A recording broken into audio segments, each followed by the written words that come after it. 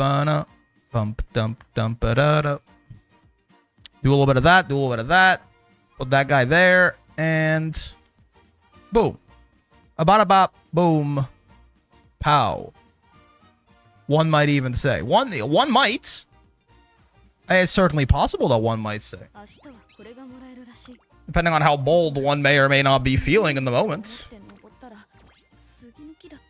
Alright, hey, good news. I'm starting, well, maybe, hopefully, starting on a fucking story event before 18 hours before it closes, so that part shouldn't be as bad. You know what? Hindsight, this kind of fucked me, huh?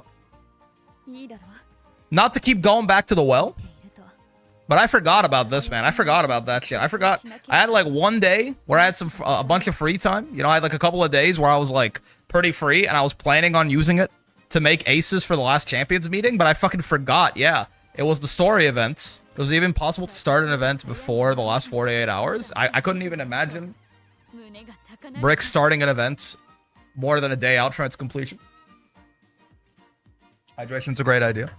But yeah, like, this fucked me now that I think about it. I had like one, like, 36-hour window where I was actually pretty free to just, like, grind a bunch of horse for the last CM. And, like, I was planning on doing ace runs. And I just didn't. I remember I did the one Mejiro Dober run, and then it was like, ah, fuck. I have to do, like, 20 Bakshin runs to actually get this event done. The things we do for rainbow crystals, man. At the end of the day, a rainbow crystal shard, that shit is still more valuable. My time is valuable. We never did end up getting, like, the last one is gonna come from this story event, yeah? Like, we're still on 19.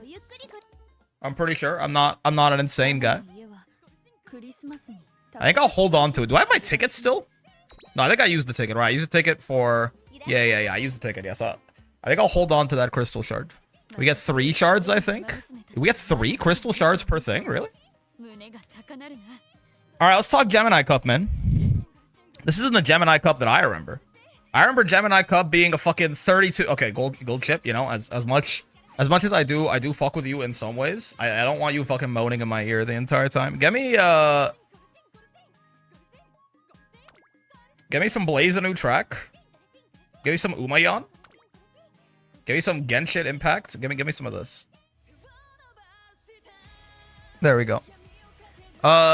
Yeah, Gemini Cup last time was the fucking Tenno Show Spring, man.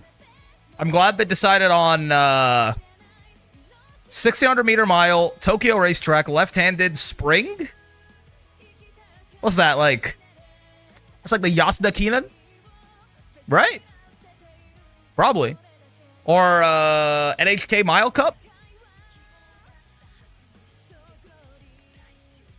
Wasn't it between the NHK Mile Cup and the Yasuda Kinan, actually, now that I think about it. Victoria Mile or NHK? Victoria? Oh, maybe. Hold. Let me just... Mile. I mean, Tokyo Mile 1600. This happened in the spring, right? Yeah. Wait, is the Yasuda Kinan summer?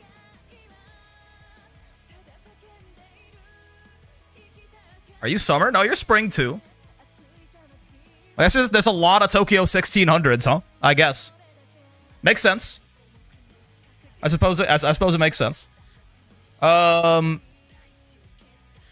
1st? Yeah. Alright, so let's take a look, man. Let's take a look. Is there anything particularly interesting or special about this individual right here?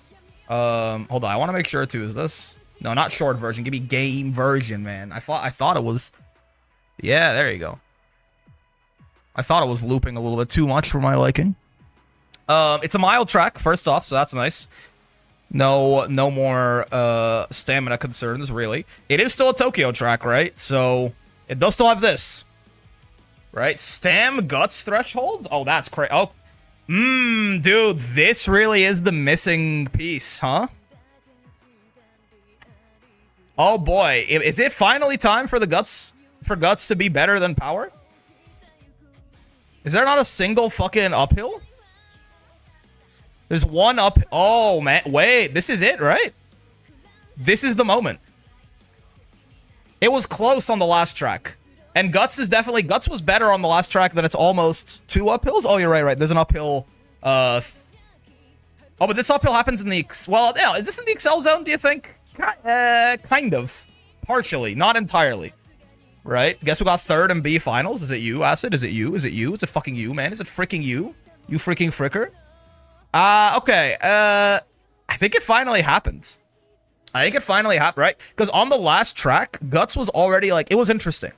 Like, there were a lot of moments where, like, oh, like, maybe you could say, you know, you you could do a Guts Max, and it's not the worst thing in the world, necessarily, etc., etc.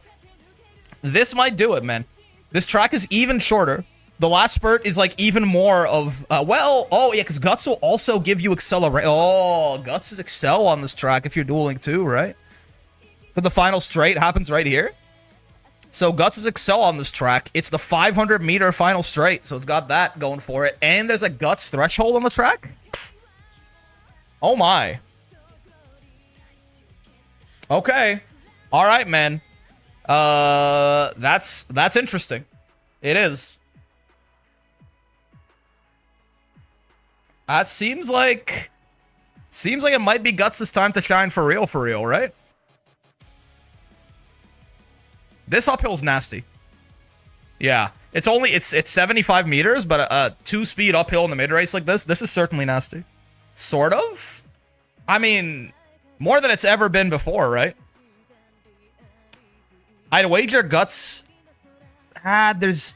Like, with this uphill being partially in the acceleration zone, it actually sort of takes away from Power's viability a little. Like, it's only like a 1 or 2 seconds. It's split between 2 stats, so... Yeah, but guess what doesn't have a stat threshold here? Power. The question is never... my point is, on a 2,400 meter, with more uphills and no uphill in the Excel zone, right? And Guts only providing velocity and not acceleration. Guts and Power were kind of close on the last one. Now, your dueling is going to give you Excel as well, which is kind of a big deal, right? And it's got a stat threshold. And the uphills are a little bit less meaningful here than they were on the 2,400, right? I think on the 2,400 we had... Didn't we have 3 uphills? Maybe I'm wrong. Yeah, we had 3 uphills here. The one of them, granted, was in the beginning, so I guess it didn't matter too much. But yeah, the uphills were still worse, because one of the... was a 75-meter uphill in the middle, and then you had a 150-meter uphill that was entirely outside of the acceleration zone. Well, if you can duel consistently enough, that's true. That's true. Again, if you ever want to Guts Max, you should be style stacking, right? Like, if you want to run any kind of Guts Max strategy, you should try your best to run at least 2 to 3 even of the same style, you know? If you're gonna build around Guts, giving yourself, like, bringing 3 lates yourself, for example, is gonna make that significantly more consistent for you, right? How curious, man. Alright, well, that's certainly interesting. Stamina being one of the thresholds here is kind of stinky. I guess it means, I mean, if you could try and hit 600 stamina, then obviously, yeah, but keep in mind, again, that every one of those, I think order stacking more effective. When you say order stacking, do you mean trying to be 4th, 5th, and 6th?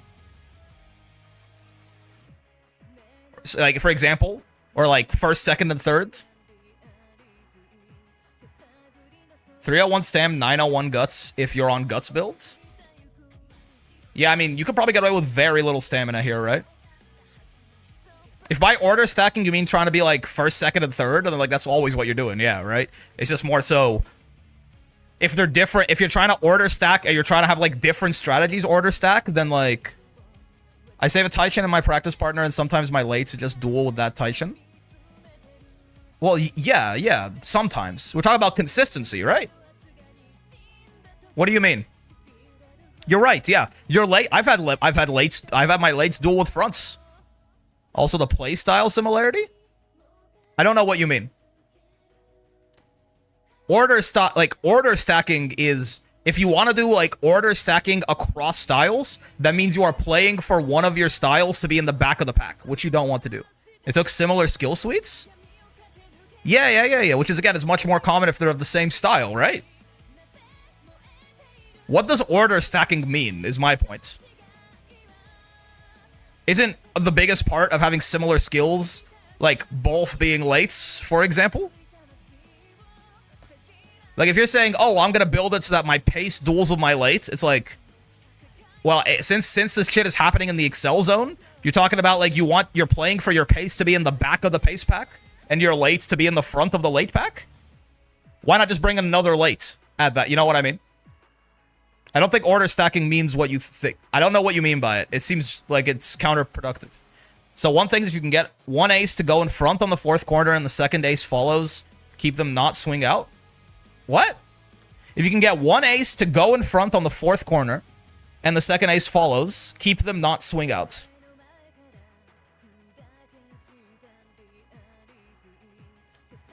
You're saying, correct me if I'm wrong, what you're saying is you want your aces to be in similar positions as they're going into the late race so that they can duel together, yeah?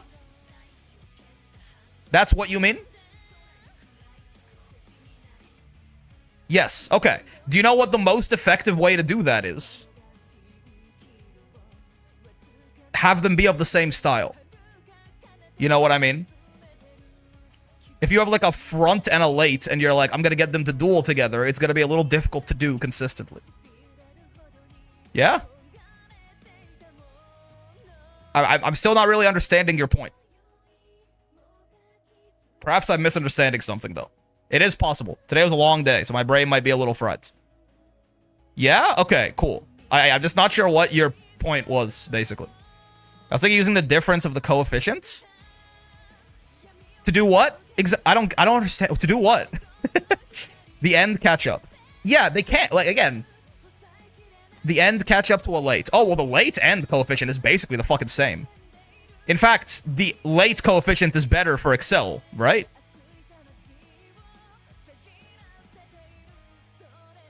You know what I mean? The lates are a better Excel coefficient, actually. And in the mid race, the difference is not that big. Again, if your point is, oh, horses of different styles can duel, I'm aware, right? But you were talking about consistency. We're talking about dueling as much as possible, right? And I'm saying if you want to build as much guts as you can, it's probably a good idea to stack multiple horses of the same strategy. You can see, by the way, right? The coefficients are in the mid race are very similar. In the late race, they're a little bit more different, right? In the late race, they're a bit more different, but even still, this is like, these are much closer together than like this and this, or this and this, right? There's just not that much of a coefficient difference between lates and ends for speed.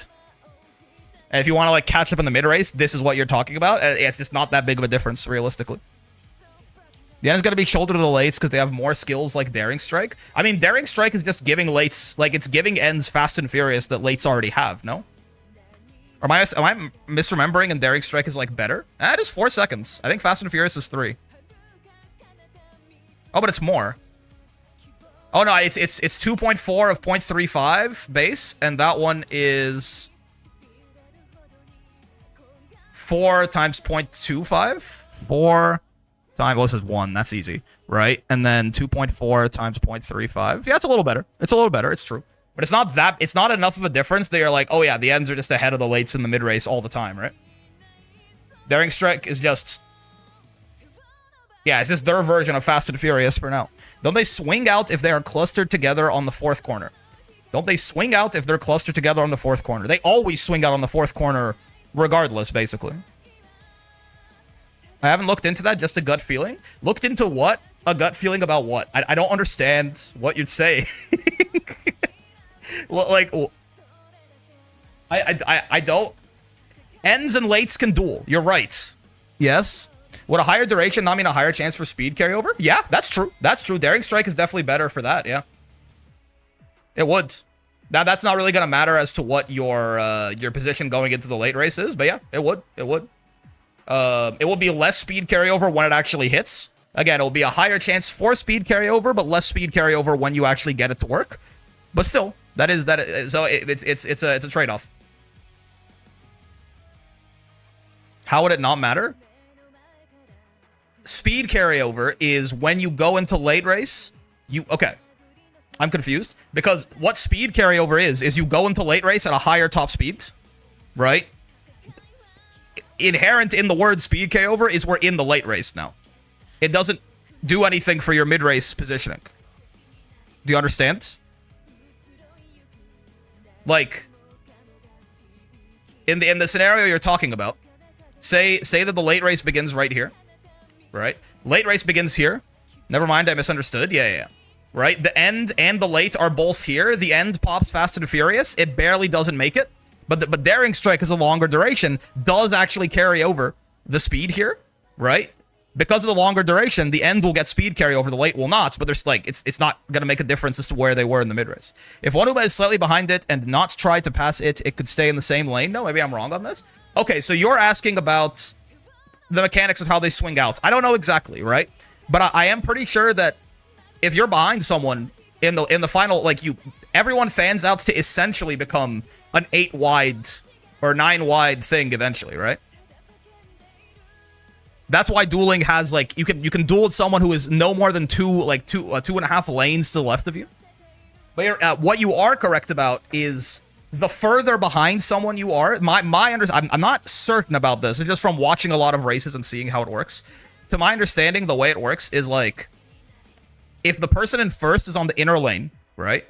Like say we're coming around the corner, right? And like this is the Uma in first, yeah, like. This is the, oh, that is a horrible color for this. This is the Uma in first, right? And if the one in second is behind them, right, they're going to swing out a little bit to pass them. The guy in third is going to have to swing out even more now to pass the one who swung out to second, right? So she's going to do like this, right? The person in fourth is going to have to do this.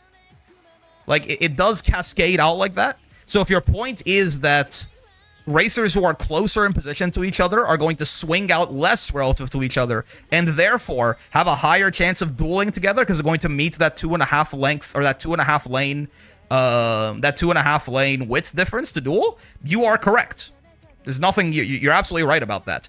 And that's why, for example, it's besides just position differences, that's why it'll be significantly easier for a late to duel with an end than with like a front, right? A lot of the times, your late surgers are swinging way out, your end closers are swinging way out, and the fronts are on like the inside. So even if the front was first and you're second, like you have the correct position requirements and you have enough stamina and your speed is close enough, there is still that 2.5 lane requirement for dueling, right? They can't be too far out from there. Dueling, right? One of the things is you can't be more than a quarter of the course width away. That's probably more than 2.5 lanes. Like I think I got the quarter of the course width and 2.5 mixed up. But like, I mean, the courses are usually 18 lanes wide, I think, right? Like the idea is if they were fully stocked, like everyone could go side by side. So a quarter of that is like about 3. Yeah, it's about 3, right? 3 and no, 4. Yeah. I think so. I think most of the courses are like somewhere between 18 to 15 lanes wide, I think. So yeah, it's like somewhere between 3 to 4 lanes.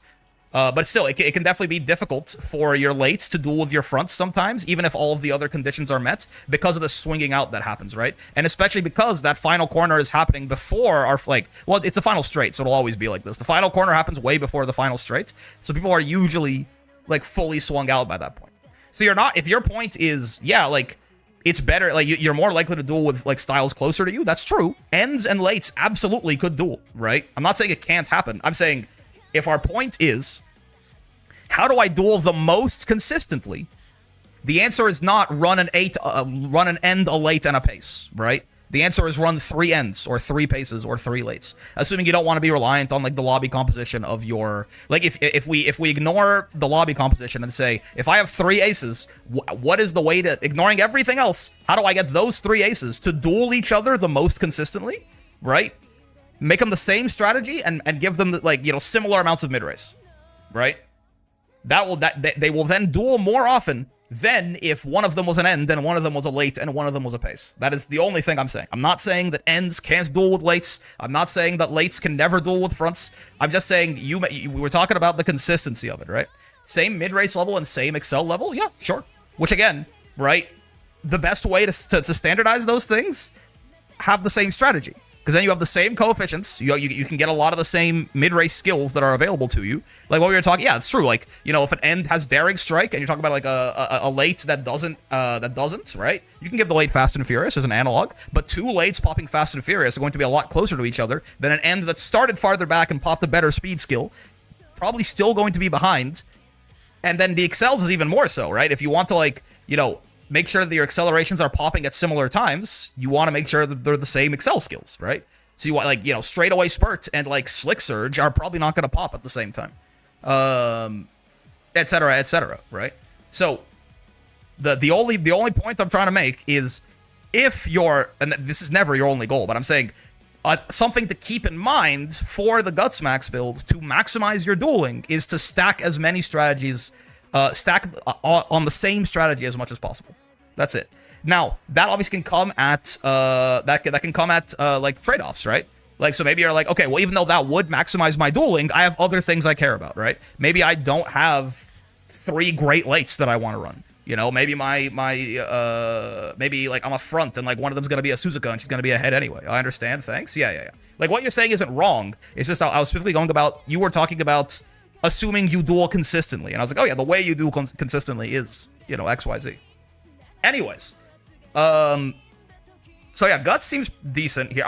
Keep in mind, the stat thresholds are good for sure, but basically when it's split among 2 like this, if I remember correctly, every one of these is roughly a quarter of a medium S, or a mile. Well, in this case, a mile S, just a distance S, right? Which is not nothing, right? That is not nothing at all. You know, distance S is really nice. So if you can get a quarter of a distance S on something, like, we'll take that.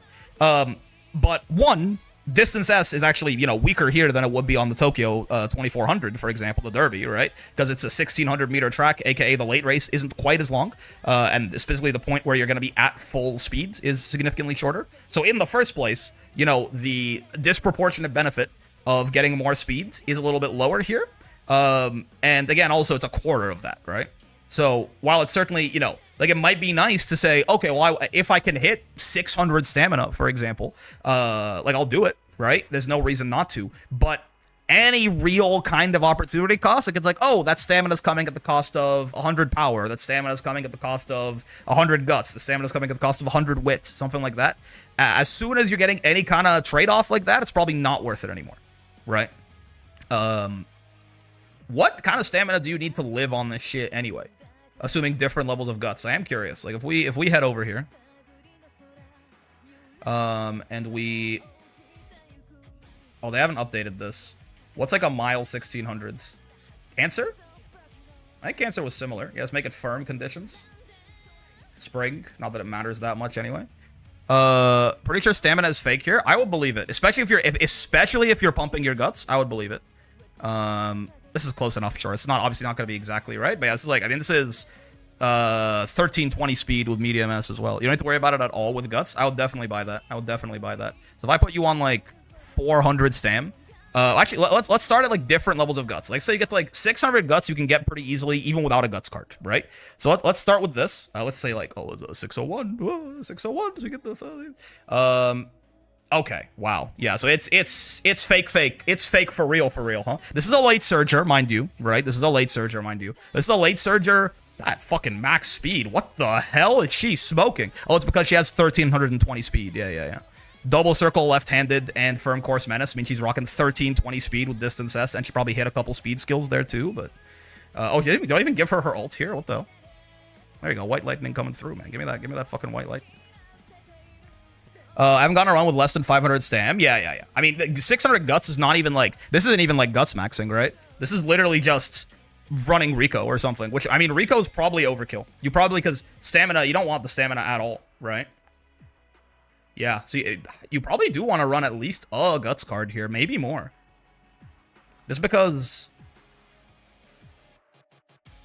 I feel like, yeah, I feel like you can actually get your, I think you can get your guts even at the expense of your power to an extent. Like, you definitely don't want your power to go too low, but like, you know, would I rather like 1200 power, 600 guts, or 900 power, 900 guts? Probably the latter. I run Ayabe Guts as the only guts card. You could. Bamboo Memory is what I'm borrowing here. Agama Sen for the gold, unfortunately. What does she give you? Bamboo, oh, not characters, supports. Bamboo Memory has a good gold. What is she rocking?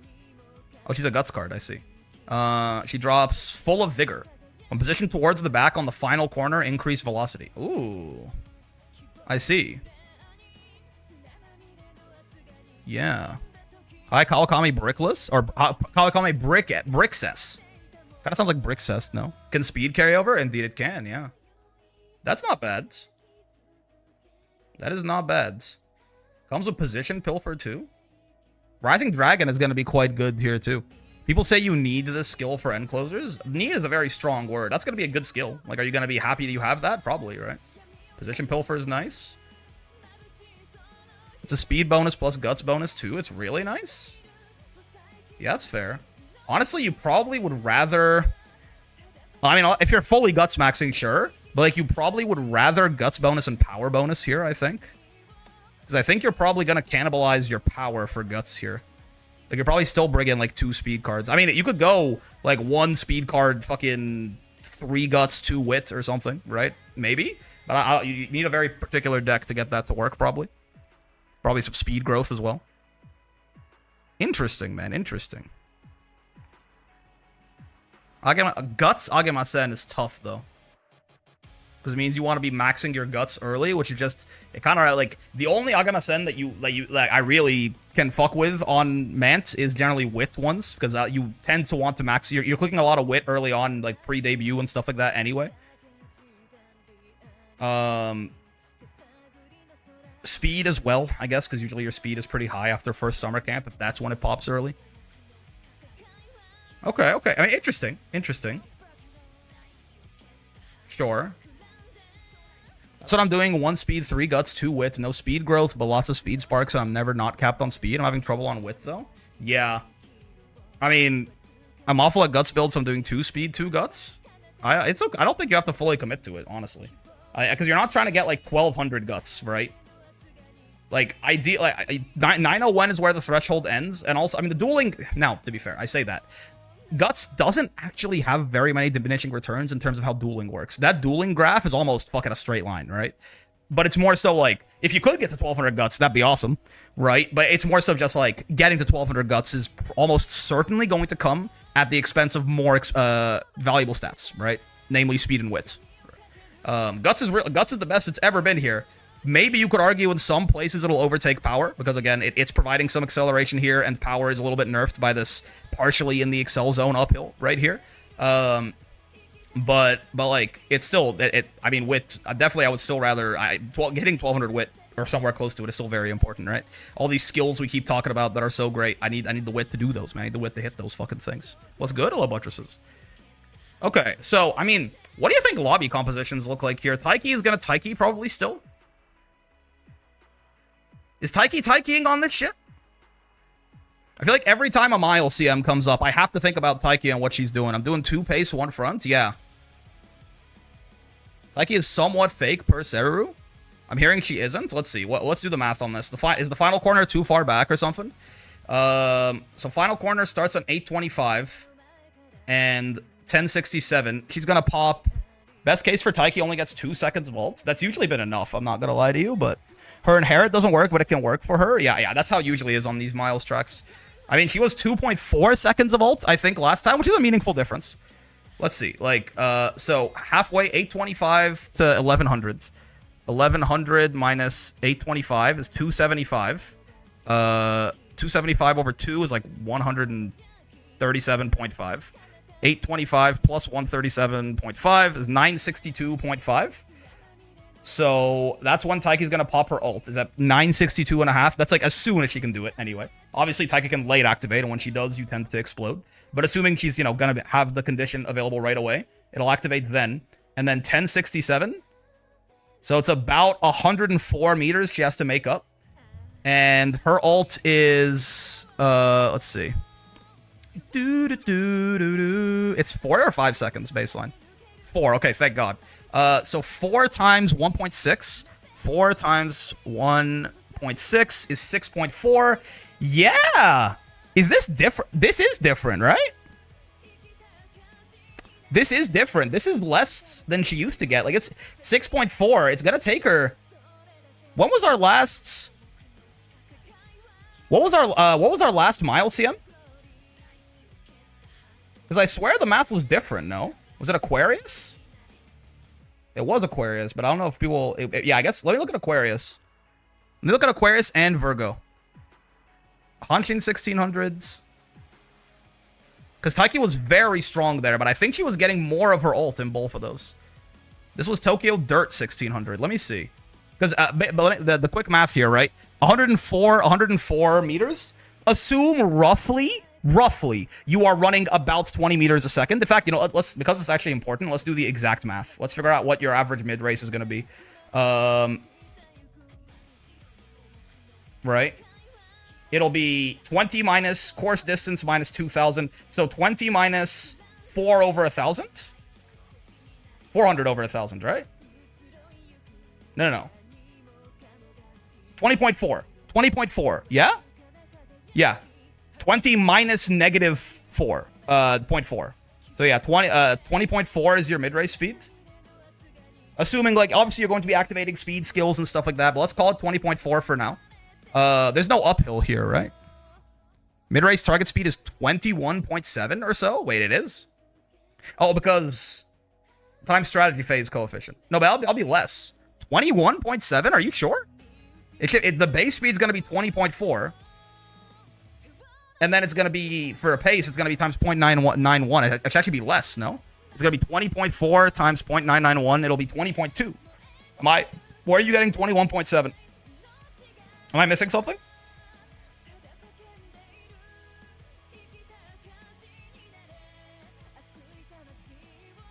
I think it should be 20.2. That is a big enough difference that I want to see where you're getting that number, though. At least if Taiki is pace, which in this case, I'm assuming she is, of course. Target speed equals base speed. No. Your speed stats doesn't affect your speed at all until late race. It never has. The only during late race and last spurt, this part of the equation doesn't come into the equation at all until the late race and the last spurt. Your target speed in the early and mid race is this. That's it. Umulator is chilling at 20.2. Yeah, okay, that makes sense. Yeah, speed stat has never mattered for mid race speed. It's only ever been wit, and that's it. There's a random variation in your speed. Yeah, this right here. There's a random variation in your speed that is generally higher based on your wit, but yeah. Okay, so 20.2. And then she has to make up, what is that? It's 1,067 is where it starts. Let me just double check all my math. Yeah, 1,067. So she has to make up 104.5. So we take this number and divide 104.5 by it. 104.5 divided by this. So, yeah, so she only gets like 1.3 seconds of Excel. Is that different?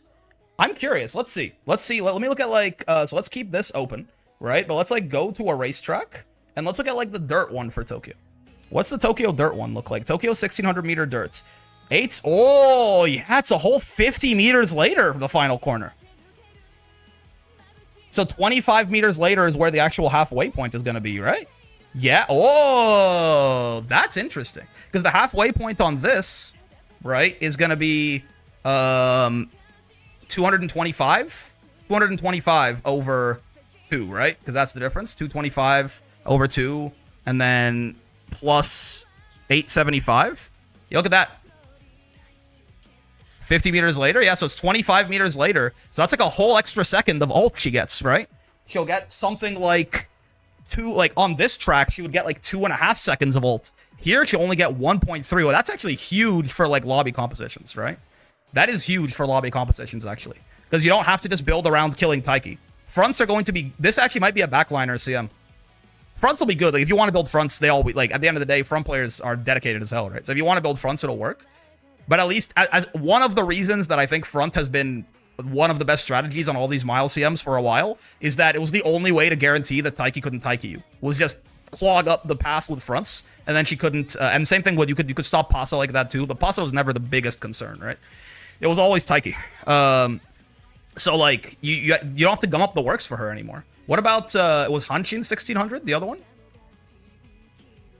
was Hanshin 1600, I think, was Virgo all that time ago.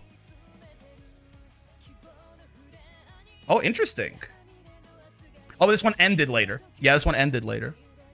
There's Flowers and Harrods? But Flowers and Harrods isn't everyone food, right? Taiki herself her ult is not doing that much. Everyone can grab Flowers and Harrod. Nishino, actually, is it Nishino Flower? Pace could still be viable. No, I'm not saying non-viable, right? I'm saying I think you're misunderstanding the gravity of the word. I'm saying Taiki was Thanos on every Mile CM before. The meta kind of like the difference between Taiki and Christmas Ogre though is that her ult was interactable. Taiki's ult, unlike Christmas Ogre, you can actually build to stop this, right? I hear you. Gotcha. Actually, is Nishino Flower the new Thanos? I didn't think about her actually. What is Nishino Flower doing these days? Isn't Nishino Mile Thanos? What is her shit again? Budding Blossom. Oh god, Taiki's was way simpler, man. I'm so stupid. I can't fucking read this. What is happening? Preconditions in the mid race, you have to be engaged in a challenge on not equals corner. So on a corner, you have to be engaged in some kind of challenge, sure. I found this to activate more like Fighting Spirit on my Christmas Ogre. Basically, whenever anyone tries to overtake you, unless it's like lightning fast, these things trigger, right? So generally, this happens with Overtaken. My problem with Taiki is Mile Maven just puts you in PDM and fucks you over. Depends on how strong the fronts in your lobby are, right? But yeah, so if you at some point someone tries to overtake you or you try to overtake someone in the mid race, sure, that's the precondition. Then in the late race, if we're in the final half of the later half of the final corner, which we are, right? The late race begins immediately in the later half of the final corner. Yeah, so we don't get this. Though I guess if you don't hit third or fourth here and you hit third or fourth on the final straight, does that work? I guess it probably does, right? It's an or. Does anyone know? Because for example, like I assume that is how this works. Like say, if you run a Suzuka Rabbit and PDM from Maven is mitigated. Also, I found like strong fronts just build their lead so fast. Like if they're dodging danger, wit bullshit, right? Like even if you have a PDM skill, like a PDM breaker, they're still pulling away from you fast enough that you're fine, right? But yeah, if you have a weak front, then you're gonna die for sure. So, does anyone know if this out, like, say I'm in 5th, like, in this tiny little bit right here. In this tiny little bit right here, say my pace or whatever is in 5th. So they don't actually meet the conditions for Nishino ult. But then, as soon as we cross into the final straight, they pass someone into 4th. The ult would still go off, right? Like, even though we didn't meet this condition, it's an or. I didn't meet this condition, but I did meet this condition. It just procs in the late race? Yeah, like, in this case, like, it's not like... If this one doesn't get met, you like can't meet this one later. You can, right? I think this is an or symbol is how they use this. So this should work like any time in the late race, basically. Yeah. Okay. Gotcha. It is an or function. Whoa. So this ult is strong.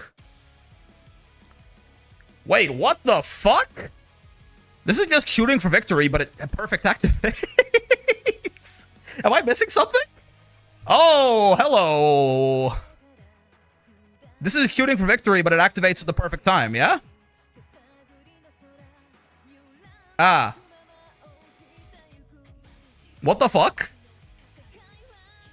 May 20th, 2026. Rest in peace, Taiki Shuttle. May 20th, 2026. Welcome back, Taiki Shuttle. She's a meta inherit forever, as far as I know. Yeah, like, the inherit actually works on this. And her herself, right? Like, she's not as common to have as Taiki, but, like, if you have Nishino Flower, this is, like... triple S tier, right, for this?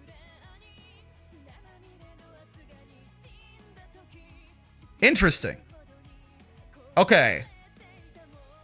Yeah, never mind. She does have Mile goals. Oh, that's true. That's true. She doesn't have, like...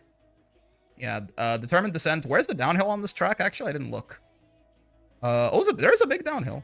Yeah. This is before pace down mode ends, yeah? Is this a pre... Triple S tier is my goat's Taishin. Ents will be good here for sure. Doesn't look like they'll be as good as doesn't look like they'll be as good as fucking Nishino Flower, honestly. But this is before PDM hits, right? Before PDM ends. Pace down mode ends on section 10 of 24. Is that right? I think so. Section. Position keeps ends at 6. Oh, they do say it in here, right? Yeah. So yeah, the downhill is mostly before position keep ends. Just depends if the lobby is front loaded. Yeah, this looks actually like... Looks like fronts are actually... Yeah, position keep ends, I see. Looks like fronts are... That is section 10, right? That's 1600 times 10 over 24. Yeah, okay. This probably isn't good on most ends. Yeah, I think I think the fact that the Nishino Flower Inherit is going to be so prevalent, 6-7 nodding, so true. Nishino Flower Inherit is going to be prevalent. Nishino Flower herself, you know, probably not the most pulled on horse, but people who have her are going to run her certainly. And the fact that the downhill ends before position keep is over, I think this means that it's probably not a bad idea to run a bunch of fronts, right? Because they stop the Nishino Flower ult, and again, it's easier for fronts to keep their lead when the downhill isn't eating into it randomly after position. Like, if this downhill starts 200 meters later, and this is like late end Paradise fully, right? Interesting.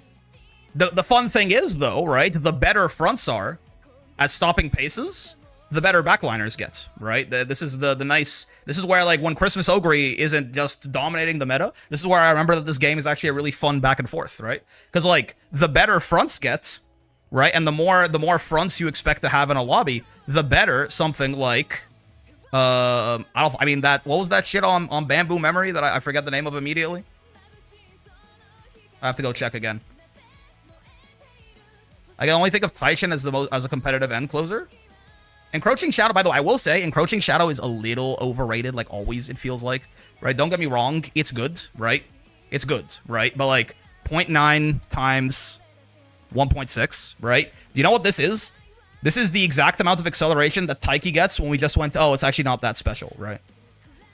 So, Encroaching Shadow plus her speed carryover unique? Yeah, no, I got you. I'm not saying it's the only thing Taiki has. I'm saying people often overrate straightaway spurt and, like, the whole skill line pretty heavily, forgetting that it has a base duration of 0.9 seconds. You know what I mean? This shit is really bad. There's a reason that they let it activate very consistently on tracks, because it just, like, this is crazy, you know? It's not bad, don't get me wrong, but it's not like that, it's not that great by itself. Taishin had, God forbid, straightaway spurt itself, it's like, this shit barely does anything, man. You know what I mean? But yeah, it's true, Nemesis will be good here, too. But yeah, so the more fronts you can expect to have, right? Let me go find Bamboo Memory again. The better shit like this gets, right? The better shit like, oh, you have to be 5th or worse. You have to be 5th or worse to get this. This is really nice, right? Because now, a lot of the times, you know, with lates, you're kind of picking and choosing, or less so with ends, right? Less so with ends. But a lot of times with lates, you often have to pick and choose between, like, either I'm going to have a really good mid-race, and then I'm not going to get all my, like, 5th or worse stuff, or I'm going to have, like, a worse mid-race, I'm going to have all these skills to bail me out, right? Stuff like Slick Surge, stuff like Dober Ryan, stuff like this, right? So, it's really nice when you get to just have both of them. Right? Tends to be that lates can get by with one or the other. When you get to have both, when it's like, oh, I had a really good mid-race, but there's fucking 4 fronts in this lobby, so I'm still 5th, because I'm not passing the fronts until, like, way late. That shit is really nice, right? So, you know, it really is, a little bit, and then also, the way, you know, dueling, having such a long final straight is also pretty nice, right? It allows you to coefficient mog even more a little bit. Now, granted, everyone is getting kind of the same value from dueling. It's not like you're getting more value from dueling than, like, a front or something like that. Yeah, I guess so. Like, I was thinking about, you know, long final straight is so fun. Yeah, it's true. But yeah, it basically, you know, since it does give you a little bit more time to run them down, essentially, right? So there's kind of, it kind of is a little bit of a, I mean, in fact, proportionally, dueling is going to provide the front more value because they have a lower top speed, but it doesn't matter, right? Speed, like 0.25 meters per second for 5 seconds is 1.25 meters extra on everyone, regardless of how fast they were moving. Like, the proportionality doesn't matter in terms of how many lengths it is. So this is actually pretty interesting, I think. In terms of, accelerations, obviously angling and scheming works, right? Corner in the late race. Accelerations are a little rougher for, like, certain strategies, probably, right? Like, everyone's got Pace has Nishino Flower, I suppose. You could even try and do some fuck shit with Nishino Flower on a late, probably, right?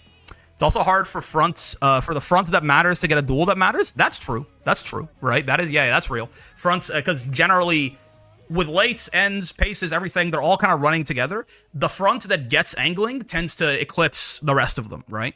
So they only, yeah. So I guess dueling you can count as a benefit for backliners. Plancha and Rod for fronts. Yeah, yeah. We just Speed Eater you. Speed Eater is going to be good for sure. Yeah, Speed Eater is going to be very nice. You definitely want like 3 of those if you can get them. But yeah, so I suppose... What other inherits? Yeah, stuff like... Dober doesn't really work here. Not even for herself, maybe? Like if I look at like moving pass is gonna trigger in the mid race here, and it's not gonna be able to carry over, right? Because yeah, final corner is there. Yeah. So yeah, that's not gonna work. Cheer King. Oh yeah, right. What is shit? I gotta look at some of these. I gotta keep some of these new horses in mind as shit develops, right? I don't think either of you are super relevant, but I'll take a look. Let's take a look at like everyone who's come out in the last little bit. Right? Medjaro Bright, I remember, is the one who fucking can have like a 17 million year long ult, depending on the track. Right? What do you do again? You have to be no better than 6th all the way up until the second half of the race, right? For the first half of the race, you have to remain behind 6th, and then you get acceleration on the final straight. I see. Yeah. And you can't get rushed. Fair. I mean, that's certainly... That's not... Again, if you're expecting front-heavy lobbies, this is a good... Like, this is pretty lobby composition dependent, right? Staying 6 through 9 in the first half of the race. Yeah. Up until about 800 meters. I will say the downhill, again, the downhill starting earlier here might actually fuck you a little bit. It's probably pretty easy to fuck yourself out of this by getting lucky on your downhill. I'm surprised this game has tech. This game has more tech than Granblue. I'm going to tell you right now, this game is much more complicated than any fighting game I've ever played, Edwin. I genuinely. This game is almost nothing but tech. Yeah. This is the, like... This shit is crazy. I'm running 2 fronts in Cheer King. Yeah. Like, if you're gonna run her, you probably want to front load the lobby, right? As far as an inherit, this is an option. It is an option. It's not, again, the fact that I think it is... If only there was a clearer read on what people are probably going to bring. Can I run something by y'all? Can you build a good runaway and cuck Rod and then run 2 lates ends? This is a strategy. This is something people do. Yeah. You can. There's something people have been doing ever since runaways were a thing. Cuck Rod got automated. Yeah, it did again just there. Cuck is what's getting you hit there. You can. It's an idea. Be careful that your runaway is also, depending on how, like, your runaway is also kind of boosting the fronts a little bit, though, right? You are almost giving them a rabbit, just a bit. But yeah, you can certainly take Rod away from them like that, because once someone gets Rod, like you can't have multiple activations of Anglican Scheming, right? So even if they pass you, like right after, then they're cooked. Cheer King is interesting. Okay, that's understandable enough. Palmer, you have a stamina recovery, don't you? You have a stamina recovery? Halfway through and you've been 1st or 2nd the entire time, the exact opposite of you get. Ooh, this is a nice ult, man. That's a nice ult, because as a runaway, being worse than 2nd for the first half of the race, that's like, something has to have gone really wrong, right? Try to build a good runaway in Unity versus a Mantaurus is super difficult. That is true, because even Palmer doesn't get runaway. Like, you get it from events, right? Is it still secret events that give you runaway?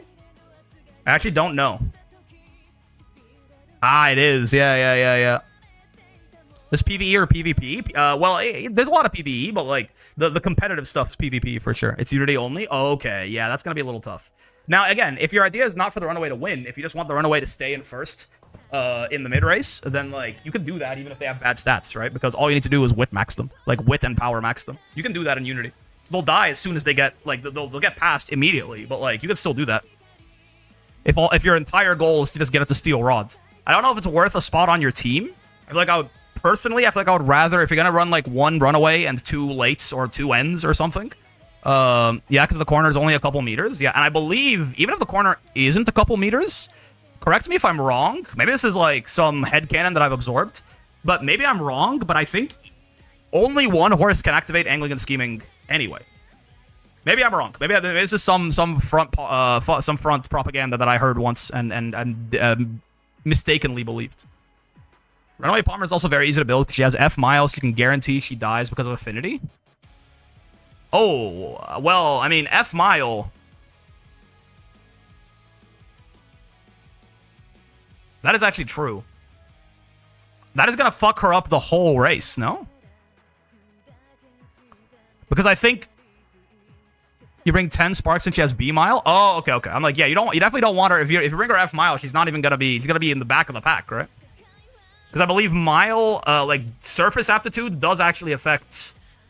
It affects your power, but I think it affects your speed too. No, even in the mid race, like even in the mid race, I thought. Maybe I'm wrong. Oh, this distance. Sorry, at distance aptitude, I mean I think affects you even in the mid race. No.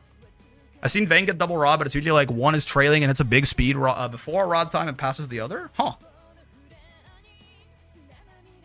Some freak event you pass the first two on late race, you can get rod as well. Okay, okay. So it's not a one per. That's fair. No other skill works like that, but I heard someone say that at one point and I was like, really? No, I've been tricked, turns out. But yeah, anyway, so yeah, because the corner is so small then, yeah, if Palmer is first for this little bit of time and then gets mogged, no one can activate rods, right?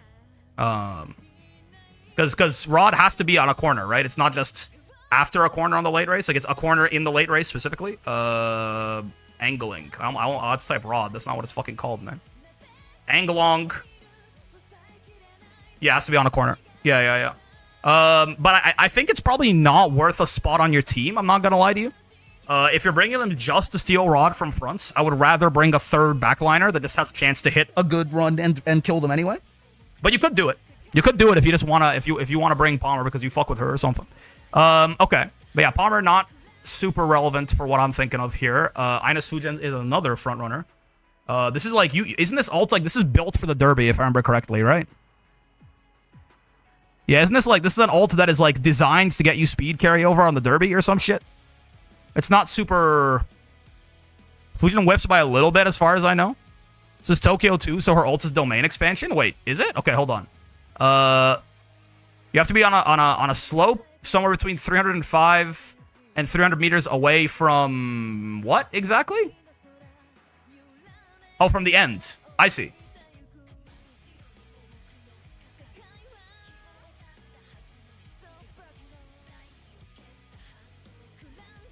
Yeah, no, she hits it. She hits it, right? There's an uphill 300 meters away from the end. Yeah, so she hits it probably it's just pulse, right? It's just better pulse. What we cooking, Brick? Thinking about Tokyo 1600.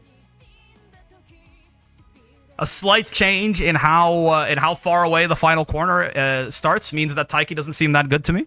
Nishino Flower exists though I think she's going to be significantly less common just because who has I don't know, man. Maybe people have Nishino Flower. Maybe the Pacers all have Nishino Flower, possibly. Taiki's complete bait. Yeah.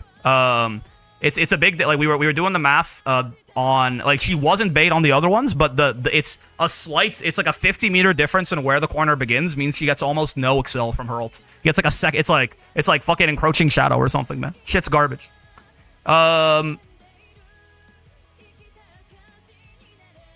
But this is basically just pulse, yeah. Is this like pulse? I mean, pulse isn't gonna whiff here either, but. Most people who are serious about building non-front parents have Nishino, I guess. In that, I mean, Nishino is probably the new, like, Nishino is the new Thanos who is more Thanos than Thanos ever was, right? She's got to be better on these miles than Taiki ever was. Same strategy applies, though. If you crowd up the lobby with enough fronts, you can kill her. But she has more time to make up that distance, right? And her shit activates basically the entire late race. And here I just pulled Flower because small and adorable, so true. Yeah, I mean, Pulse on this track, by the way, 200 meters away, you'll get 5 times 1.6, roughly 7.5 seconds. So Pulse doesn't really waste any... Like, this is almost exactly the right distance for Pulse, right? You're going to get like 25, 24 or something meters per second for 7.5. It's called 25. Yeah. So it is just Pulse. On this... She gets Pulse on this course, which is cool, right? Like, a fully utilized Pulse is very good. Nishino's on everyone in the current League of Heroes in Japan. That's funny. That's not a front? Oh yeah, I see what you mean. Everyone that's not a front. Yes. Yeah, so she gets her full 0.5. That's not bad. She gets Pulse. Actually, is Pulse is 5 seconds, right? Pulse isn't 4 seconds, and I'm a fake Ogre fan, and I'm misremembering. Yeah, Pulse is 5. Okay, as I thought. Okay, I mean, that's not a bad ult, for sure. You know, it's Pulse. You never, like it's Pulse that you can be in first for, technically, I guess, yeah. No, you still have to be... No, in fact, you have to be second or first. Yeah, so it's front pulse. I mean, that's good. You love front pulse, don't you? What does Nice Nature do again? She, preconditions on the final corner. She has to overtake someone or be overtaken? Yeah, you have to overtake someone. Post fourth corner, so NSM is bad. Yeah, NSM is, I mean, you could, right? But, like, it will activate sometimes. But because the late race is so far after the final corner, everyone's going to have finished swinging out. It's going to be rare, right? It's going to be rare. It might, right? Might as well run base nature for 20% power and more consistent ults. You have to pass someone on the final corner, which, to be fair, this, considering it's in the mid-race, I mean, this will still happen a lot, right? And then on the final straight, you get speed. Ah, okay. Yeah, that's not going to be very... Because the final straight is in the Excel zone, right? I mean, you'll get some carryover here, right? For sure. Like 9.6 seconds you'll get out of this. So, like, certainly you'll get some amount of speed out of it. But not the strongest thing ever. What the fuck do you do? 2400 is a real treat. I don't like how solved this CM is. When you say solved, enlighten me with the solution that you are presenting. What do you do? Less than 300 meters, you get bad pulse, but it can't ever overshoot. Okay, that's fine. It can't ever be greatly either. Yeah, okay, sure. Nishino Flower, you're Thanos. Fuji Kaseki. I think there are just two main strats that are far above everything else, which are fronts and ends. Elaborate on that. I feel like in all of these mile CMs where the paces have a really good excel, you tell me that the paces are cope, and then it feels like the paces win more than anything else. What is this? On the final corner, if you overtake someone, yeah, then you get speeds. Oh, that's not bad. That's probably gonna leave that. When you activate this is gonna be speed carryover for sure, right? So true. That's a nice ult. Is the inherit for this a 0.25 as well? That's not a bad ult, actually. Obvious ult? Unless I'm misunderstanding. The only CM not solved is any current JP CM? Yeah, yes and no. I think people often think they have the perfect strategy for older CMs, and I rarely agree. My 1380 speed, 1320 power Chiono begs to differ. So true. I think solve... Again, people use very strong words when that's not what that means. You know what I mean? You know what solved is Connect 4. Or no. Connect 4 is not even solved. It's fucking tic-tac-toe.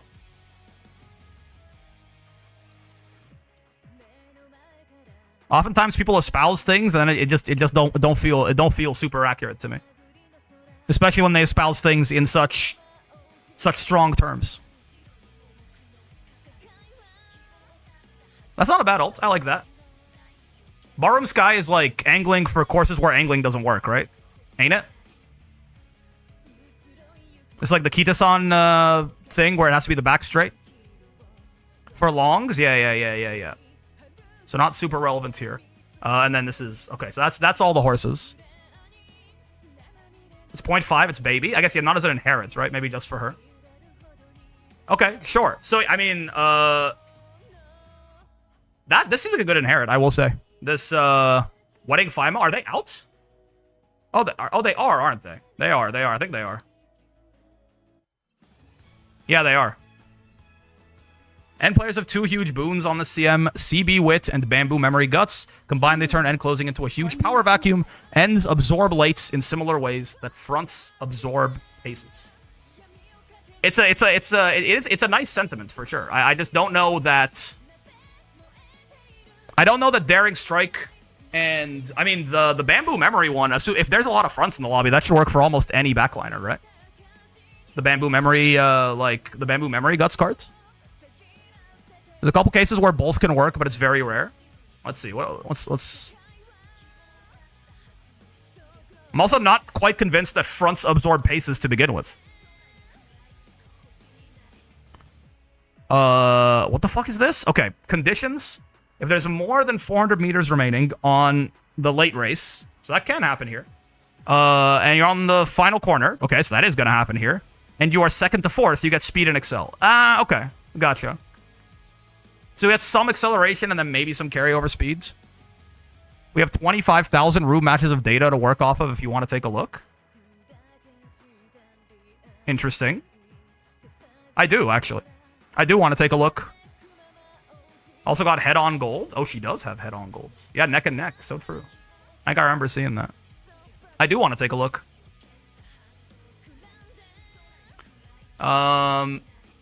This is if there's, again, more than 350 meters. And second to fourth. Oh, so like the same condition, damn near. Except there has to be someone behind you. You get some speed and excel. This is after the excel zone, right? It's like 150 meters after? No, closer to 200? Yeah. Mostly a speed skill.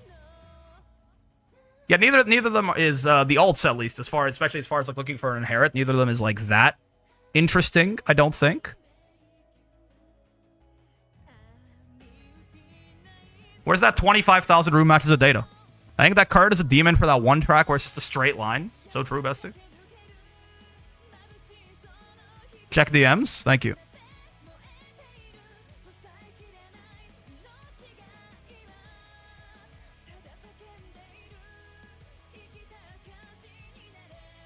No hush and hush here. Sorry, I'm looking at this shit straight up. Runaway win rate 0%. That's funny. It's an interesting little, it's an interesting data set. Is this, do these add up to 100? This is, I think they do, right? Fuck, I'm too stupid to do this math right now. Let me do it on another tab real quick. 38.4 plus 15.7 plus 5.5 plus 40.4. Yeah, okay. This is not percentage. This is not percentage. This is percentage of wins in this data set. Makes sense. This is a little bit of an odd data set, I will say, because it's a little. There's a lot more data if you click around. No, I know. I'm saying even just these two numbers already is a little weird, right? Because like the fact that like, oh yeah, 38% of the wins in these room matches were by fronts, and 30% of the lobby is fronts. 30.5% of the lobby is ends, and 40.4% of the wins are ends. Like, it's like there's a lot more. Like, now it's entirely possible there's a lot more ends than fronts because those are the better strategies, right? But also like this is a bit of circular logic, right? Well, ends win the most. Yeah, there's also like, you know, there's the most ends. You know. Now you could still say definitely that like they're the only ones who have a they're the only ones who have a win rate higher than their incidence rate, right? Take what you want from the data, but mind you, they're some of the best players in the community usually. No, but keep in mind, right? I'm saying that, and you can actually see individual builds. No, I get you. I'm saying like, I'm not saying that anyone is like bad at the video game here. I'm saying that the fact, like, you might look at this and go like, oh, well, you know, fronts have triple the win rate of paces, so paces are obviously garbage, but you know. Now, I will say, this is actually an interesting number, because there's actually quite a lot of paces, and they just aren't winning that much, certainly. Oh,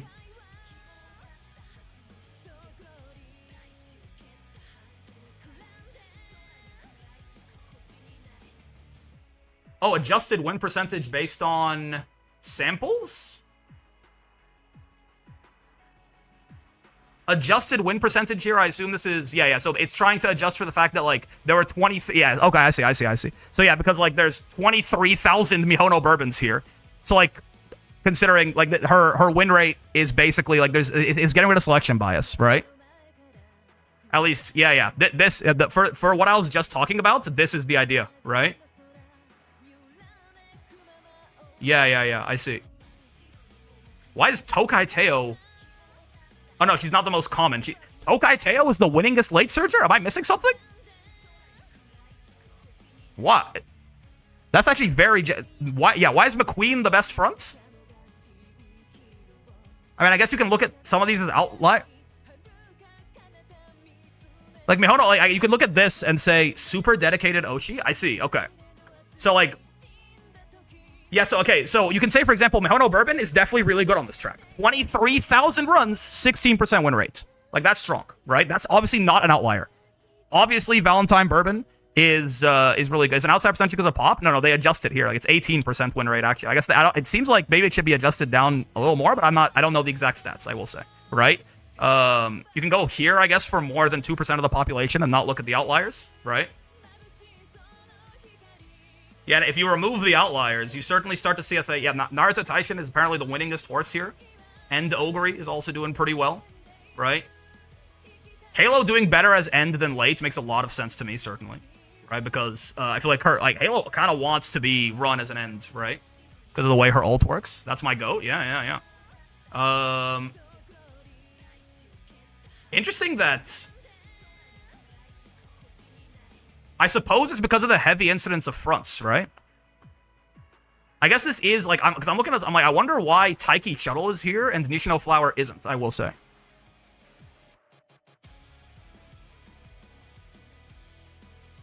I mean, if Taiki is rocking a 7% win rate, I feel like she is just... Well, I guess she has better mid-race. She has better mid-race. The mid-race does matter. Taiki has good mile skills? I guess, yeah. Taiki does have good mile mid-race. Pasa is doing all that? I mean, Killer Tunes is medium, yeah. This is a little interesting, too, for sure. But Pasa is doing all that. Front Pasa doing better than pace Pasa, which is also not too surprising, honestly. That actually does shock me. Pasa ult goes crazy on this track? Oh yeah, but the problem is always, like, how is Pasa proccing her ult when there's two frontrunners in the lobby? Which is pretty common, right? That's always the issue. That's why front Pasa doing better does not surprise me at all. I'm a little surprised that pace Pasa is doing so much better than... Because Pasa doesn't have any... Does Pasa have, like, built-in mile mid-race in her kit also? Pasa... She doesn't, yeah. This is very strange to me, I'm not gonna lie to you. That's 4,000 races, too. It's just hard to build front Pasa. I'm not even talking about compared to front Pasa. I'm talking about why is pace Pasa doing so much better? She has no... That's because pace win condition is gambling on stealing the front pace ups and also lucky pace.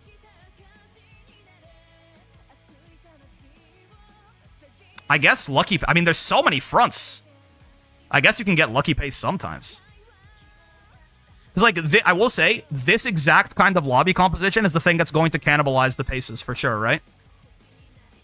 Like, in a lobby where Pasa gets lucky pace, she theoretically runs it down. Yeah, but I mean, with this population of, like, 40% of the horses are fronts, I feel like it's pretty unlikely. Like, lucky pace should not be a big contributor to these, right? You can't imagine this was, like, 2,000 lucky pace races or something. 10% win rate is kind of higher than I expect. So impressed by win rate that high relatively? Yeah. Wedding Fine Mo is doing better than I would have thought too. Maybe I guess it is neck and neck. I suppose. I guess that does make sense. There's also a free character, so a lot of people that want to run a pace will be running her.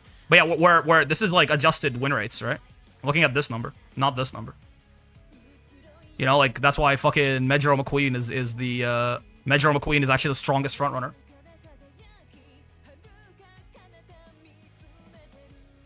Top performers for Ogre, Cap, Pace... Oh, because I clicked on it. I see. I understand why now. Style composition performances. Ah. Front, end. Runaway, end. Interesting. This is that taking the rod from him strategy. End. Front.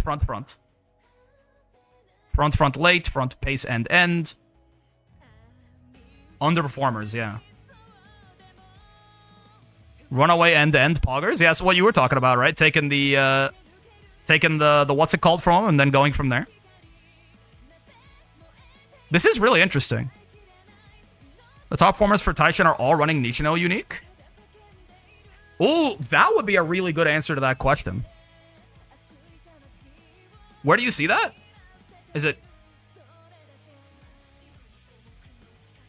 Yeah.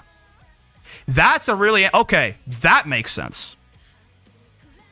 If ends are realistically capable of utilizing this, that would explain certainly the, like, why pace will be underrepresented, right? If ends can just use Nishino unique anyway, then it's like, that's the unique advantage that paces supposedly have gone. I guess because it can activate at any point in the late race, yeah?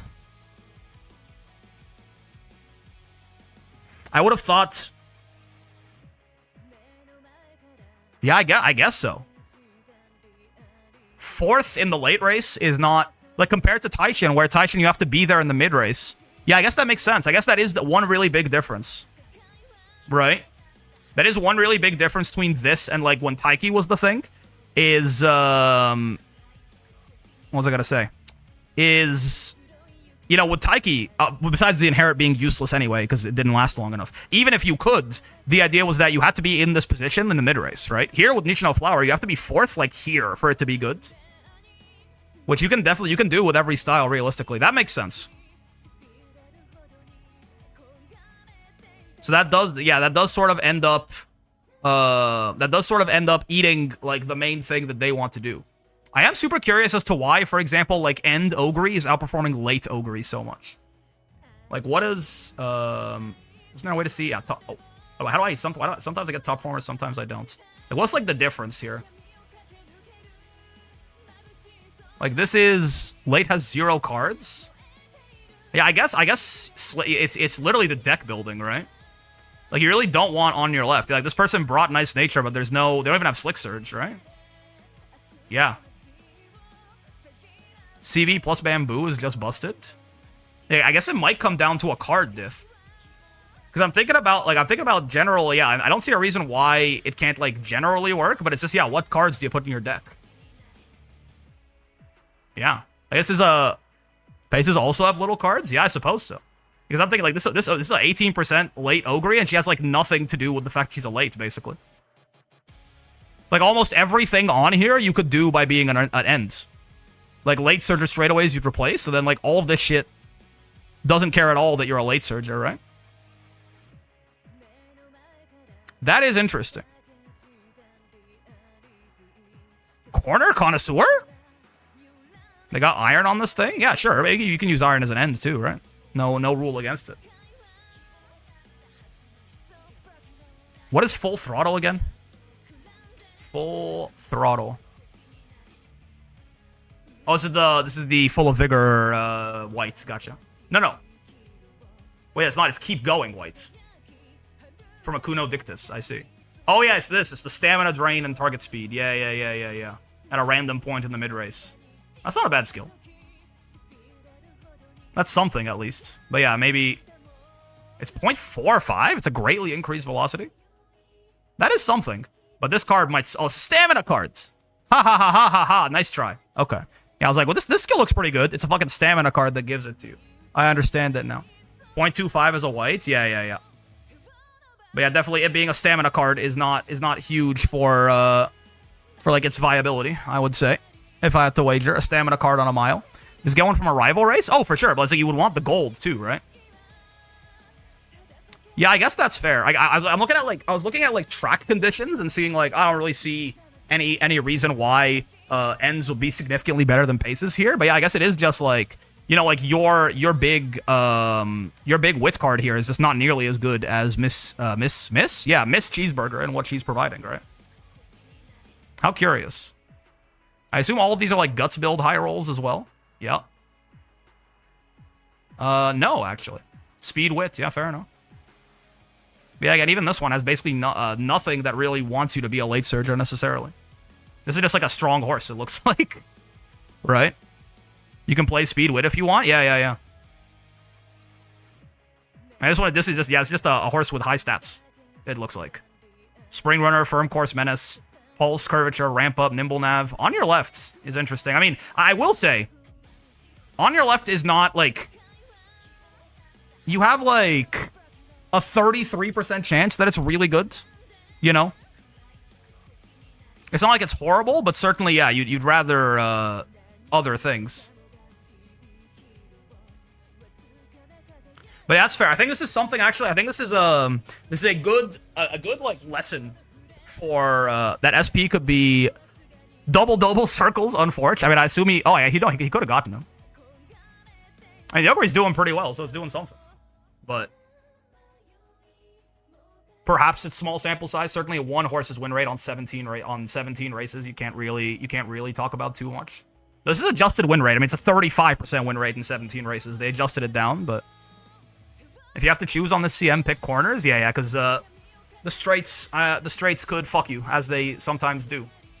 Since one of them is in the acceleration zone and one of them is right away. I mean, the right away one is good, but the acceleration zone one, there's like a pretty decent chance of it doing nothing, right?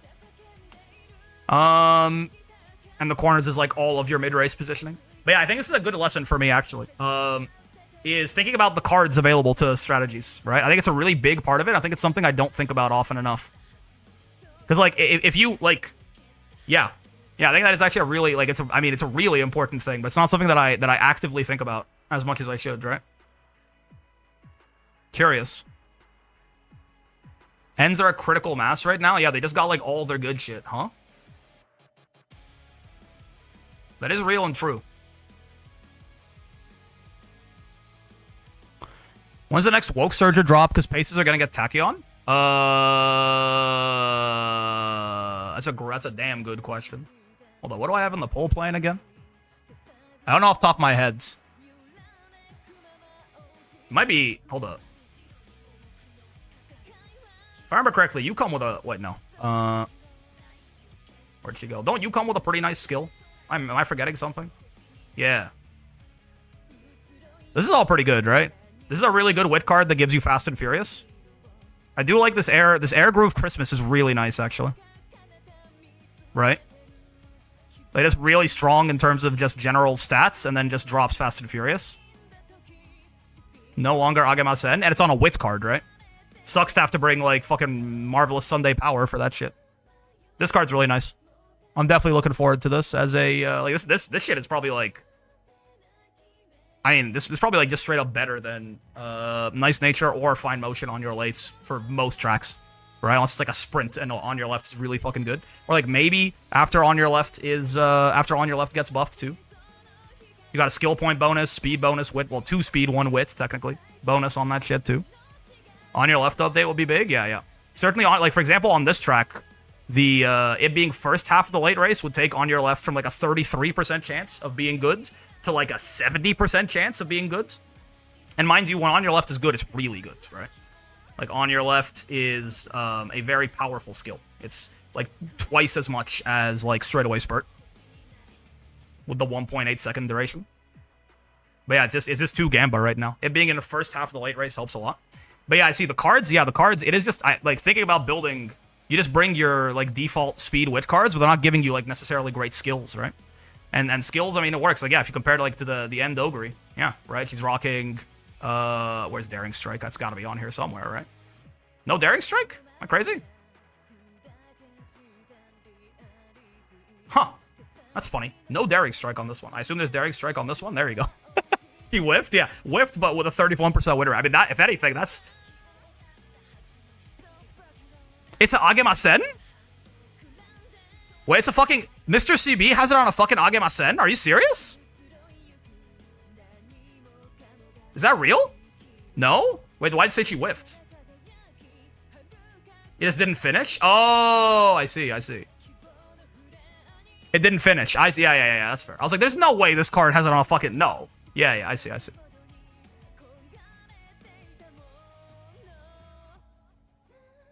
Curious. Yeah, Daring Strike. Umastan? Interesting. I guess, yeah, Umastan, End Closer straightaways. That's it, actually. Mile straightaways. They could possibly PDM break there. I could see the vision. Bamboo Memory, however. Is Bamboo Memory on a... Oh yeah, Bamboo Memory is an Agemasen. That's true. That stinks. Big stink. 1200, 1200, 1000, 1100. I mean, yeah, this is just a Guts build high roll, right? Trace and Cheer and Budding Blossom? Yeah. On an end, Trace and Cheer should actually probably be pretty good, right? I would wager. You could still definitely whiff on it if you have a certain lobby, but yeah, it's just so much easier to build decks here, I suppose. How curious. Yeah, I guess that is valid. End Closer deck is so solved. Yeah. Because, I mean, like, to try and, like, the equivalence for late is, like, you're looking for, like, Rising Dragon and Fast and Furious, right? And, like, you're running power cards to get both of those. If you don't have CB Wit, you just pray for the white skill. Yeah. Like, Rising Dragon is your Bamboo Memory card, and Fast and Furious is your Daring Strike, but there's no, like, good way to get those, you know? There's no good way to get those. You'd have to run 2 power cards if you wanted to get both of those, or you'd have to, like, you know, run Ryan and bring Nichino Flower, I guess. Get grabbed, comma, nerd. Wild card, by the way. Thank you for the follow. Because that's the equivalent of, hey man, hello man.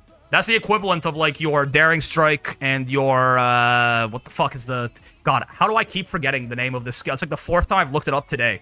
Full of Vigor. I remembered. Full of Vigor. It's a stupid tech move using late. Enlighten me. Now, to be fair, this is also, this could work on a late too, right? But if the lobbies are going to be very end heavy, then it's a bit of a rough time. Certainly if the lobbies are going to be super end heavy, then it's got to be composition dependent, right? It's like easier to proc on end for sure.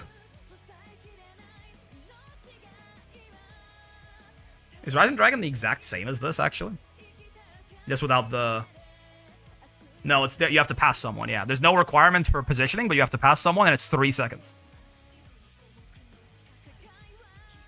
I'm actually curious about a...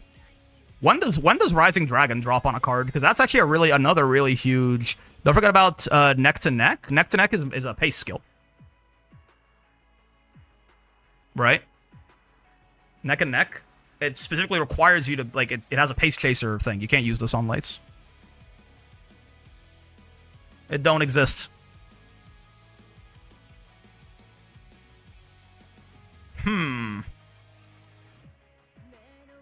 Yep. What do you mean? Don't forget about Neck and Neck on my lates?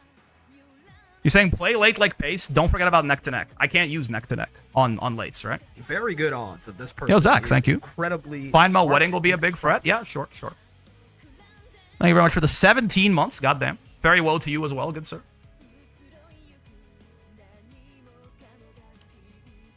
And then Fast and Furious. Yeah. It is interesting. I mean, there is a way to build lates, but you are gimping your deck to do it, right? Like, this is the difference right here. I want to get Daring Strike, and I want to get like 2 really good speed skills on my end closer. I run 2 cards I was gonna run anyway. I want to run 2 really good. I want to get 2 really good speed skills on my lates. I have to run like 2 power cards that I don't want to bring, right? I have to run like Marvelous Sunday and fucking Bamboo Memory. So that really is like the big difference, I think. It's just so much harder to get a high roll like that. Might be reading it wrong, but Game Tour is showing no cards ever getting Rising Dragon. Really? I think the way to do that would be you would go to Japan, go to skills. I wonder if it'll still let me search, though. Rising Dragon. Wait, really? That's insane. Wow. I mean, I think you're reading it right. No card ever gets Rising Dragon? They get a different final corner speed skill? That's really funny. If no card ever gives you Rising Dragon, huh? That is very interesting. Do they ever get like another final corner speed skill? Like final corner and effect, increase target speed. I guess because we're on JP, we can have increased current speed as well, just in case. Increase current speed. Let's have both of those. And then I want it to be an ore. Did I not do that? Okay, fine. And then let's do for lates. That's betweeners, right? That's betweeners is what it is. Random point on the final corner. If you're not in front, your speed will increase and you'll slow down the 3 closest girls both ahead and behind you. Ah, I see. And these are a bunch of evos. But yeah, this dignified skill comes on a guts card for King Halo. That is something. You're still looking for Dragon? Not anymore.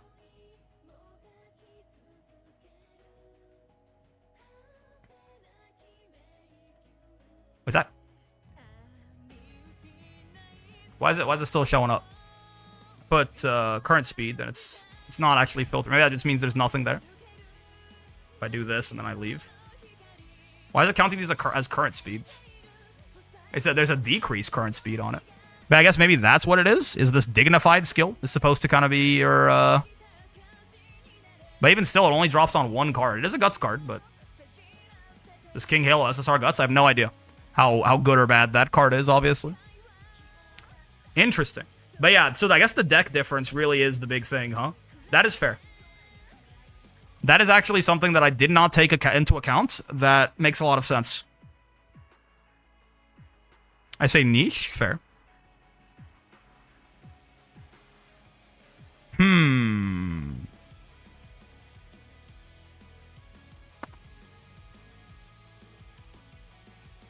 It is interesting. It is. I kind of now I'm starting to want like what do I want to do here then?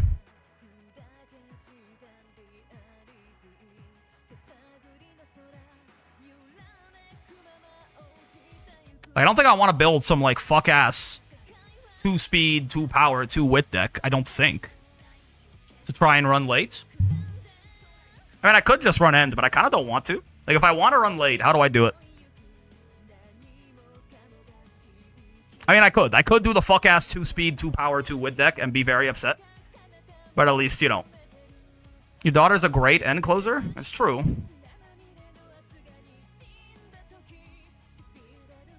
It would be regular Ogre here for sure.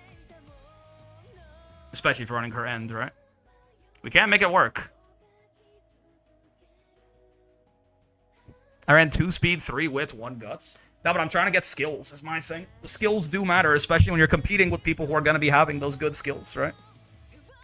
You have to throw, why it's lagging on my side? I think that's a you thing. Is it lagging for anyone else? Players can use Event Sunday for that 15 race bonus with mid-race? Yeah. That's why I was saying fuck-ass 2 speed, 2 power, 2 wit deck to bring Sunday and like the Bamboo Memory for Rising Dragon.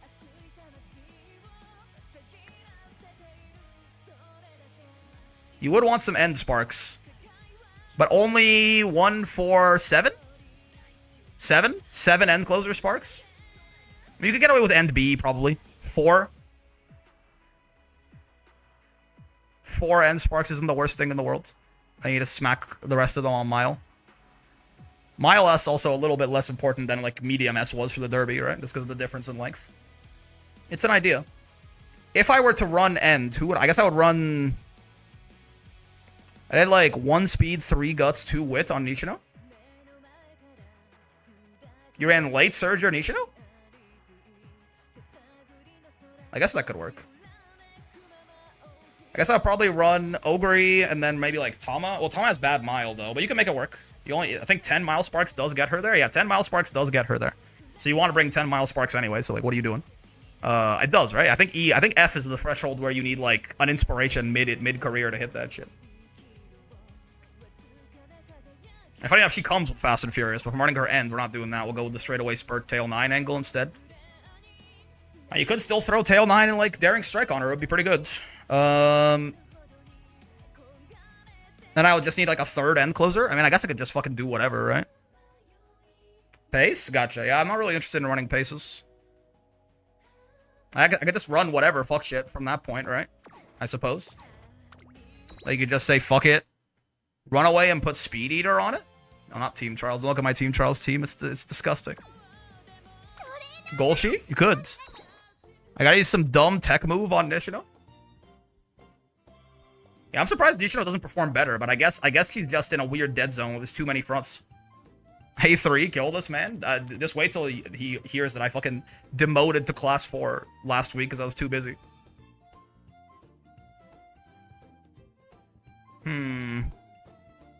My Nishino is full on Vigor and Pastor Beyond. Full of Vigor and Pastor Beyond. If you're expecting a lot of lates, then yeah. Well, Pastor Beyond doesn't do anything, no? Doesn't, especially the Inherit, like, doesn't do anything at all, I thought. Are you sure? Moving. Hermit. Ain't this shit like... The final corner is gonna... Yeah, I don't think moving Past and Beyond does anything. I think you should take that off of your Nishino Flower, brother. Even like the non-Inherit doesn't last long enough. I mean, I guess you could late activate it, but like, with the Inherit, you have so little time, right? With the Inherit, you have to proc that shit so late. And like, if you're in like 5th or 6th as a pace, like that late, you're probably just gonna lose anyway, right? Unless it's like a 6-front lobby, I guess. But yeah, I think you should probably take that shit off your Nishino, man. Gonna bet on Max is gonna be front heavy? This has to be so front heavy. I mean, if you're expecting your average lobby to be, I guess, yeah, like, if you're expecting the average lobby to be 4 fronts, then yeah, fair. I feel like surely there's like a better inherit you could put on her. Maybe not. Maybe not. It's a gamble, but it will be worth it. I do respect the belief, I suppose. I do respect the belief. There'll be a lot of ends too. Yeah, but think about the lobbies where there's going to be a lot of fronts, man. They'll go crazy. Gamble on Top Gun. I dislike building her with a passion. I will never do that ever again unless I'm forced to. I mean, we could just be lazy and do gold chip. I feel like gold chip is not as useful here, right? Like the mile altitude is like, we can fix it certainly, but like she's not really made for it. Go home specialist does nothing. Her inherit, I mean? Oh, flashy landing, yeah.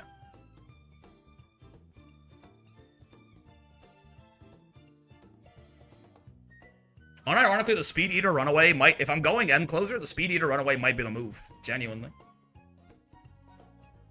Right? Well, greed for speed. Oh, it's not out yet. Okay, I was gonna say, what the fuck is greed for speed, man? This is not hitting the ends, most likely, right? And I can't even hit your team anyway, so. Nishino Unique alone is enough, but adding Past and Beyond will help to some degree when facing a lot of fronts. Maybe. I think your answer for facing a lot of fronts is probably just smacking as much. If she activates her ult, she's gonna be fine, right?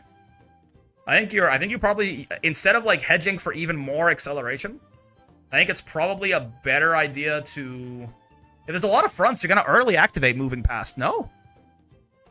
Wait, if there's a lot of fronts, you're not gonna late activate. To late activate, you have to have like 7 fronts in the lobby to late activate it there, right? Yeah, I don't think moving past is a good idea. Like, you need to like genuinely need like 6 or 7 fronts in your lobby for moving past to late activate. You have to like pass one of them right as you enter the. I think it's not a good. I don't think it's a good idea, man. I don't think it's a good idea. I think you're probably better off slamming just as much mid race on yourself as you can, right? Get a bunch of mid race inherits. Because if Nishino pops her ult, she's gonna be fine, right? It's just more so the problem is it's gonna be hard for her to pop her ult in a front heavy lobby. And I guess as far as runaway, really the only option I have is Suzuka. I don't really have another. It's just only her and Palmer right now, right? Yeah, I don't have Palmer. Do I even have Suzuka? Wait, do I even have? Oh, I do. Okay. I was like, I think I have Suzuka. Yes, I could. I definitely could like build runaway Suzuka with Speed Eater on her ass, and then bring end closer Ogre and end closer Tamamo. That is fair.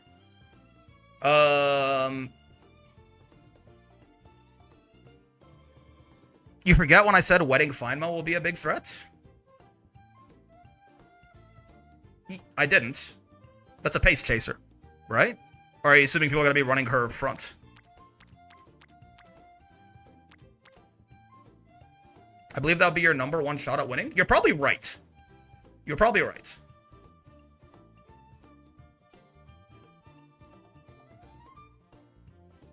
Wedding Feinmo top pace for this one? Yeah.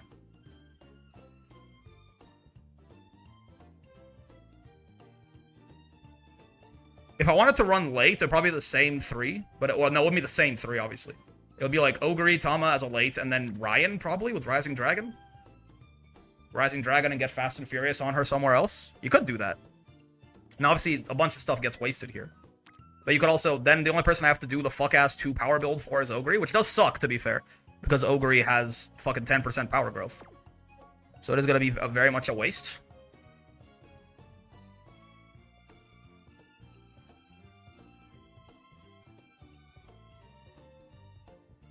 There are occasions when front plus pace heavy lobbies.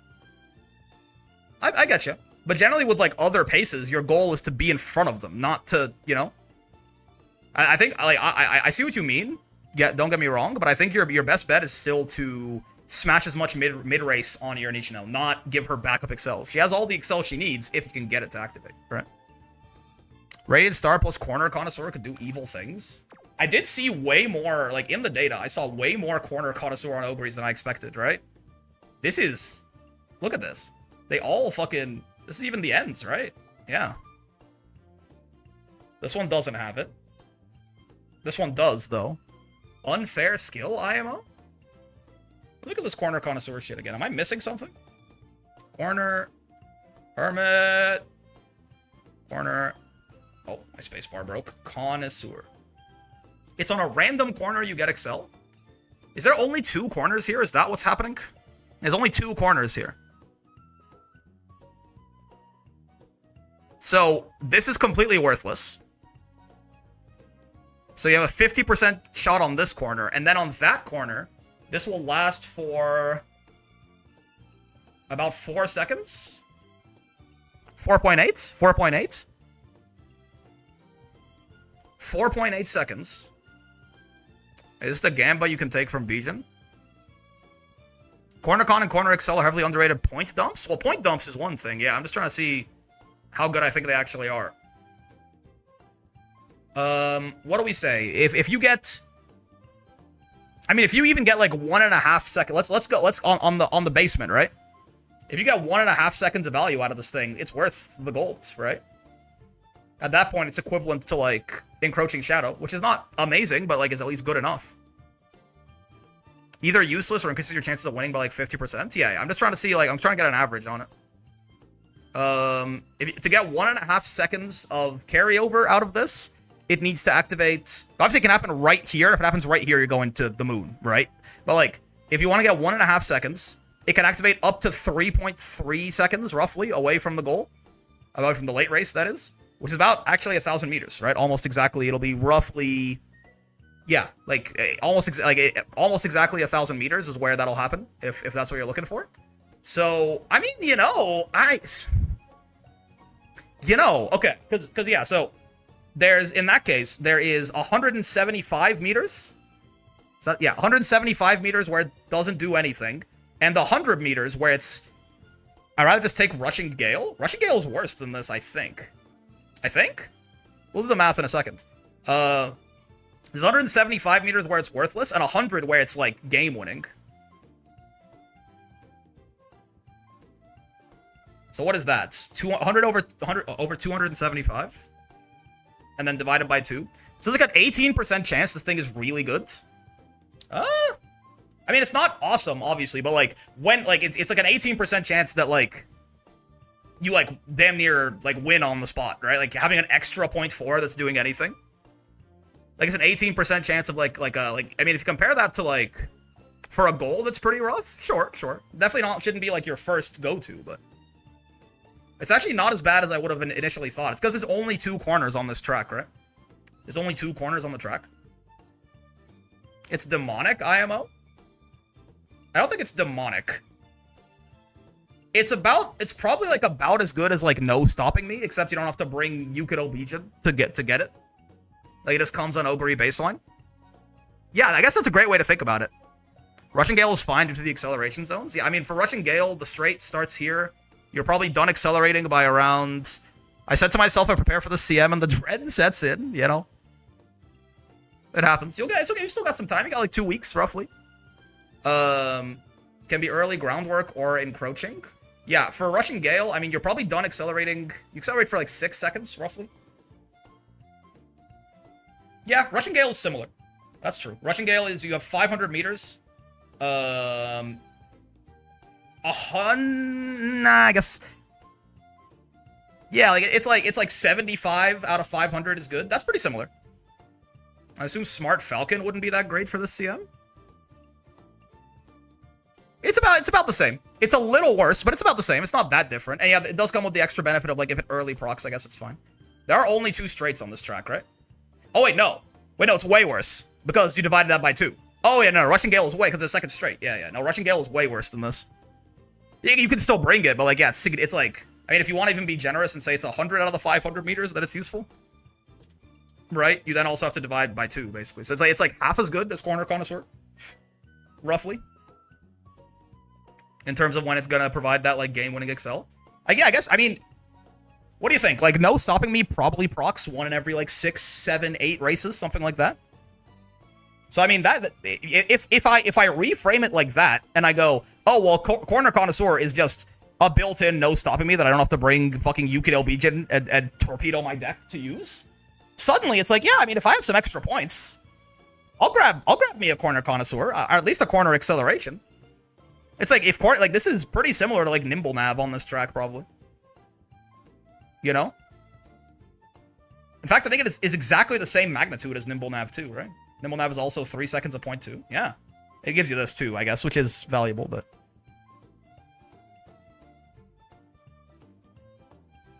Yeah, I suppose... I guess Corner Connoisseur is not that bad. Yeah, I do see the vision. I do see the vision. It's definitely not, it shouldn't be like the main, like, shouldn't be like the first thing you're buying, but it's not like such a bad, again, like, think of it as like, if you just had no Stop Me available to you in your skill list in the CM, like, would you take it if you didn't have anything, like, way better to buy? Yeah, probably. That's, at least Corner Acceleration. One of my debuff Ogres on Aquarius want to race over my Saiyan just because she hit Connoisseur on the late race, so it's probably a decent skill. Well, okay. Yes, if Corner Connoisseur perfect activates, it's insane, right? But that doesn't, just because sometimes it insta wins you the game doesn't mean it's good. But it might be good here because of the fact there's only 2 corners and like there's actually quite a decent chunk here. The fact this corner has some bleed into the late race means there's quite a decent chunk here where it's pretty good, right? When I hit the jackpot, I do get a lot of money, yeah. No, but I think unironically it's not bad. I do see the vision. I do see the vision. I do see the vision.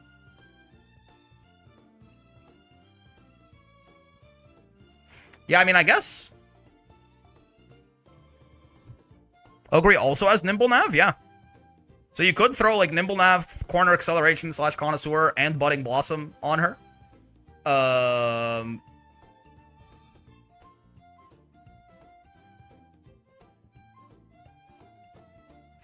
might go, I forgot to say a lot of players will play triple fronts. Yes and no, right? So here's what we have to separate, right? Here's where we have to separate, like, what is the best versus what people are actually going to do, right? Mind you that what you're actually going to see in the CM is different than what you're going to see in, like, the room matches of the top players, right? Fronts are, I think, end closers are probably going to be the most common thing here. Say that even say that, like, if fronts were significantly better than ends, but ends were still really good, I think you're still going to see more ends because ends are easier to build, right? Like, like, at the end of the day, if you're actually planning your build around lobby composition, you have to keep in mind the aspect of a lot of people just don't fucking build fronts because it kind of stinks, right? They don't like doing it. So probably you should factor in having more ends in your lobbies than fronts on average, will be my guess. I wouldn't say a lot of players are going to be running triple fronts. Summon Tamamo. There she is. Look at her. Little guy. Rooting for her this CM? Oh, yeah. Look at her fucking schmoove, man. Holy shit. She's so goddamn fast.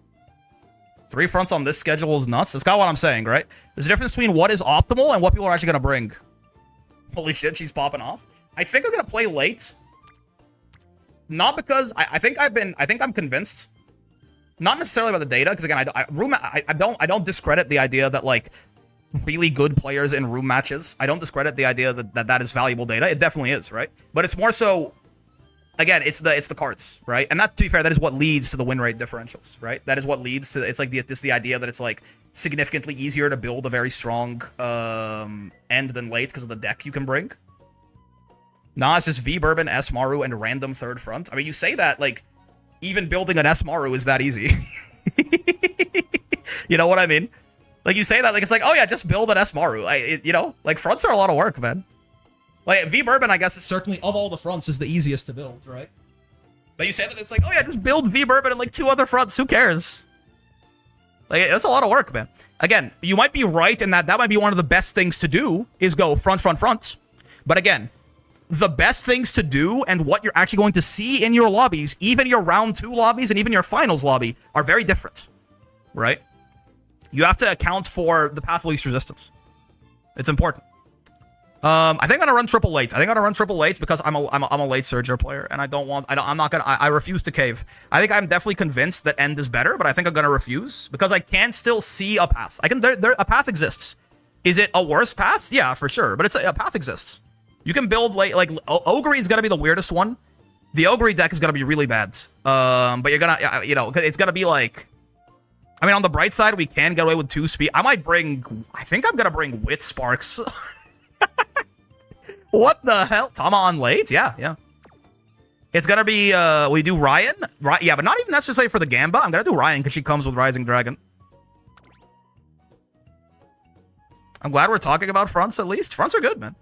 She just comes with Rising Dragon. If she hits Iron, sure, but in the end, heavy lobbies that I'm expecting, she's probably not gonna hit Iron, right? Don't do it. I want the skills. I want the skills. Because I'm like, if I bring 2 speed, 2 power, 2 wit on a 20% speed, 10% power growth Uma, what stat do you think is gonna suffer? You know, if I'm also trying to aim for around 1200 wit.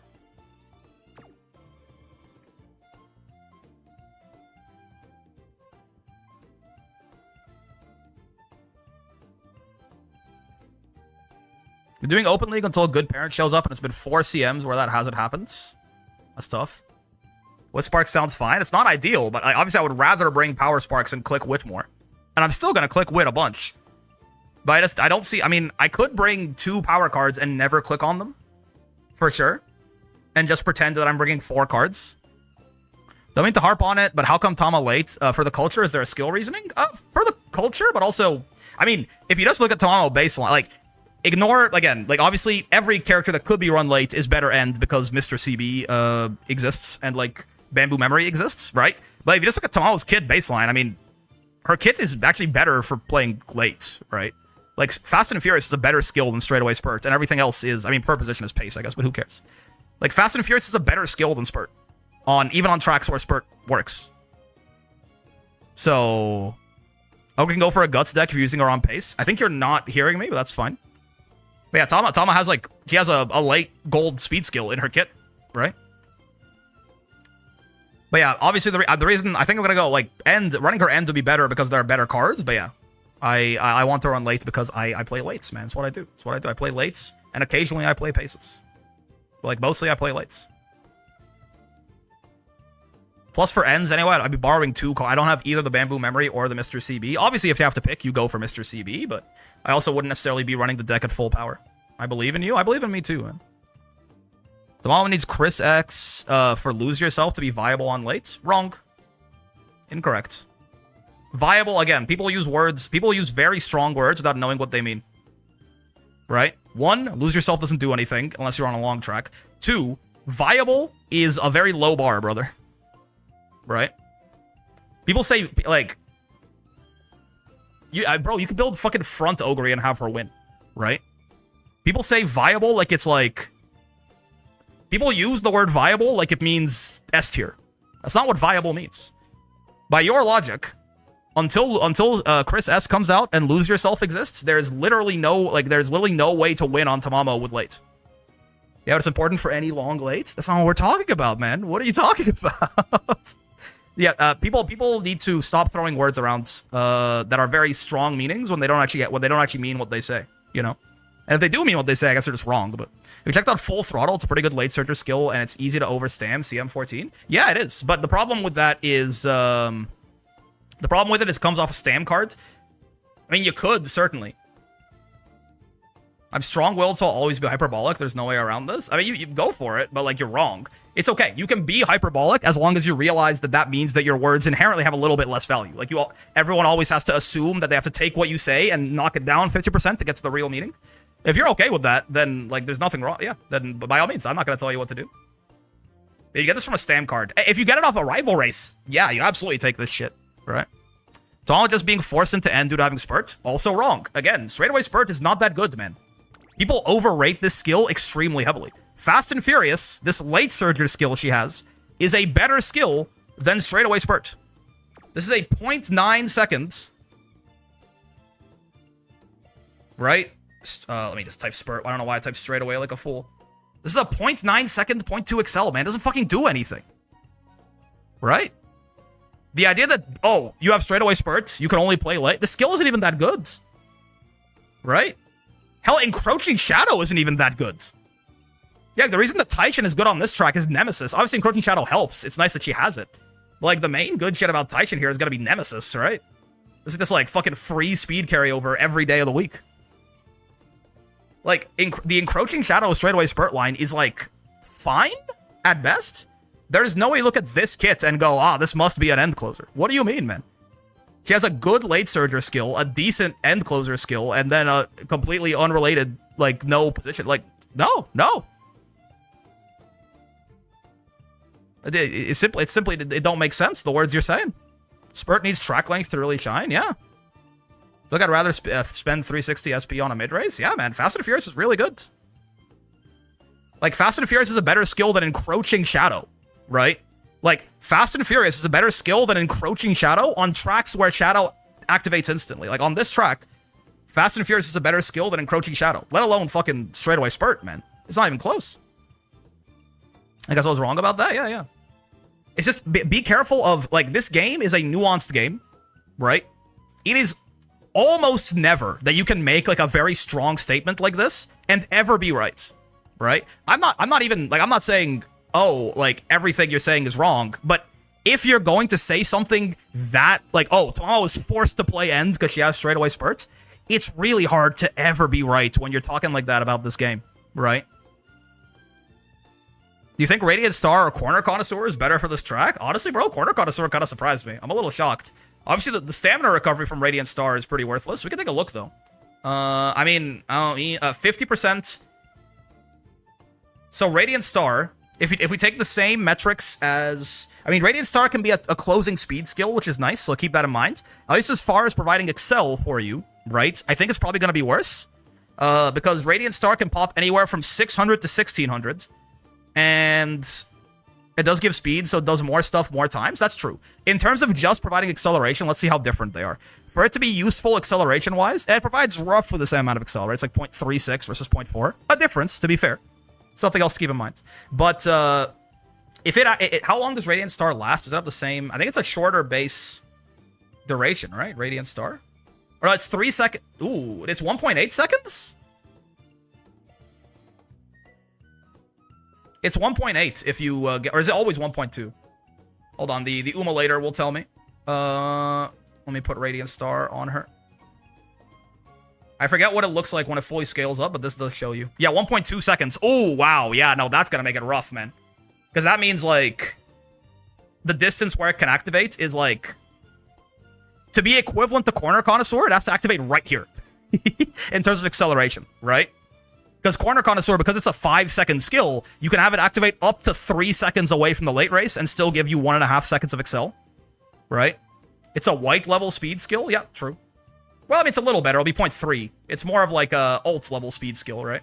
I think it's 0.3 when it scales up. Get out of the way, Tama. Yeah, 0.3. It's better than a white, right? It's like 2 whites. It's not quite a gold. Overall length gain? Oh, I see what you mean. Yeah, because of the duration. Yeah. So this lasts for 2 seconds. So, I mean, you need this to activate, like, 10 meters away from the late race, right? So, if it activates 10 meters away from the late... Yeah, this is significant. Like, in terms of providing Excel, it's, like, 4 times worse than Corner Connoisseur or something. You, like, can't really rely on this to provide Excel at a good time, right? Like, there's probably, like, a 5% chance that it goes off or some shit. It's, like, a 10-meter window. Like, it's like a 10-meter window. A little bit more than that. Yeah, I mean, no, kind of, right? Well, no, I guess that's not true. Because unlike Corner Connoisseur... Oh, no, that's not quite true. That's not quite true. Because unlike Corner Connoisseur, it can pop on the final straight and still be useful. Corner Connoisseur can't do that. So it can pop anywhere from here, like 10 meters before here. 10 meters before the late race to about here. Okay, no, hold on.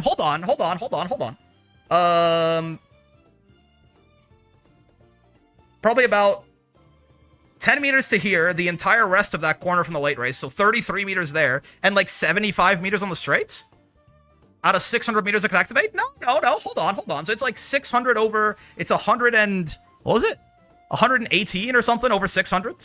No, over 1,000, right? It's still worse than Corner Connoisseur there, right? Because Corner Connoisseur is about an 18% chance to provide you that much Excel. Now, it's a difference, right? So it's about 50% worse than Corner Connoisseur in terms of providing Excel. But, no, sorry. It's not 1,000. It's 800 meters that it can activate. Because it's from 800 to, yeah, it's 800. Sorry, 800. There you go. That helps. That's a little better, right? That's my 8 key came off. What the fuck? So it's a little bit worse than Corner Connoisseur in terms of providing Excel. But here's your difference, basically. Radiant Star has the option to be like a, white speed skill anywhere in the mid to late race.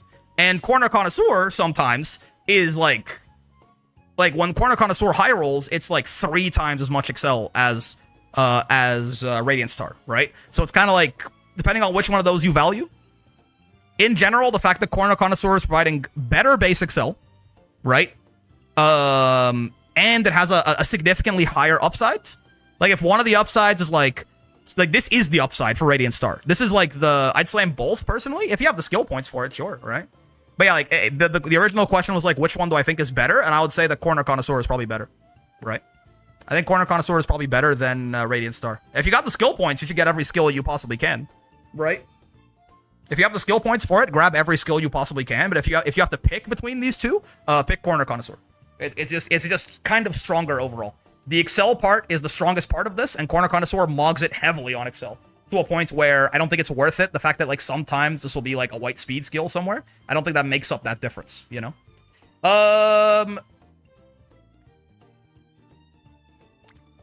You think there are any wits Nishino flowers? No fucking shot, right? You probably didn't get any good skills if you somehow have enough extra skill points to buy both. Yes and no. Yes and no. Sometimes you need a lot of skill filler, but yeah, I would say if you have 720 extra skill points lying around, it can maybe that isn't the best run ever, right? You can definitely have like a gold's worth of skill points lying around for sure, right? Fast learner, giga high roll, I suppose. Yeah, if you have like somewhere in the neighborhood of like 700 extra skill points lying around, that probably indicates that something has gone wrong. For sure. You can have enough lying around to buy like one extra gold skill worth of shit on a lot of runs though, right?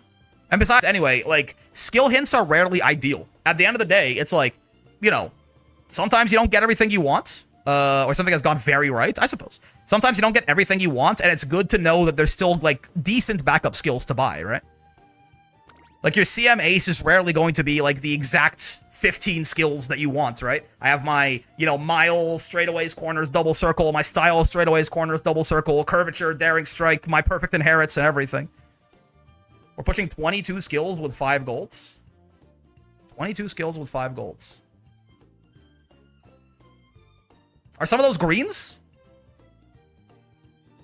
I assume some of those are greens, right? It seems a little high. That seems like 3 higher than I would think.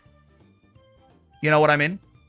Yes, but speed greens are crazy clutch. And I'm not talking about them being bad. I'm talking about them being a little cheaper. Right? I guess if you're going double circle on those greens, then fair. I would think, yeah, I would think somewhere between 19, like if you got a good run, but maybe if you have like, yeah, I guess on a really like for high end, I guess 22 isn't crazy. Yeah, 22 isn't nuts. That's fair. That's fair. It's not nuts, but it's good. I guess good. I guess you're saying we're pushing. Yeah, like you're saying it as like not the normal thing. That's valid. That's valid. Cerberus, I think it got passed. What about Connoisseur versus Opening Gambit plus Intense Gaze? What? What? This is a whole different ball game, no? Well, first off, Intense Gaze is like, oh wow, this is horrible. Okay, I think it's really important to talk about why this is so bad. Okay, let me introduce you to a little something called the Start Dash bonus. Yeah. I mean, I guess, like this is after the Start Dash is over, but, like, I don't think this does very much. I mean, I guess it's kind of an anti-groundwork. I mean, okay, the fact that this accumulate time 3 means this can't activate while the Start Dash bonus is active, so I guess that's fair. Like, okay, I get what you mean. I do. This is, like, half of an anti-groundwork for everyone in front of you, right? I get it. The fact that it's phase random is actually the biggest problem with this because it means that it could activate after everyone is done accelerating, right? Like usually in the early race, if you think about this whole thing right here, like you're probably done accelerating up to your early race speed somewhere around like here-ish. Like you get pretty close. Like if you're PDM'd, it's even earlier. That's for like 4 fronts. You're probably done somewhere around here, maybe, right? If you're PDM'd, you're done like a second in. Isn't the window for this doing anything very small? It really is only gonna hurt fronts, I think. It could. It can, right? But I think it's really only gonna hurt fronts. If you really want to say, fuck you, fronts, you can, like, anti-groundwork them. Yeah, but generally, I mean, maybe backliners who PDM break, if you hit them exactly while they're just PDM breaking. But yeah, I'm not so sure about this one, brother. I don't think it's necessarily... I don't know. You can also try to stop. You also try and stop them from hitting groundwork. How do you stop them from hitting groundwork? The fronts would be the people you want to hurt the most. Yes and no. I mean, if this hit everyone, Runaway Suzuka.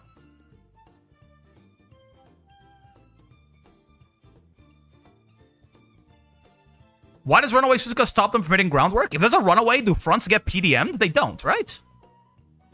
They still have no, like, PDM is never a mechanic for fronts, right? No? Why does Runaway Suzuka stop them from hitting groundwork?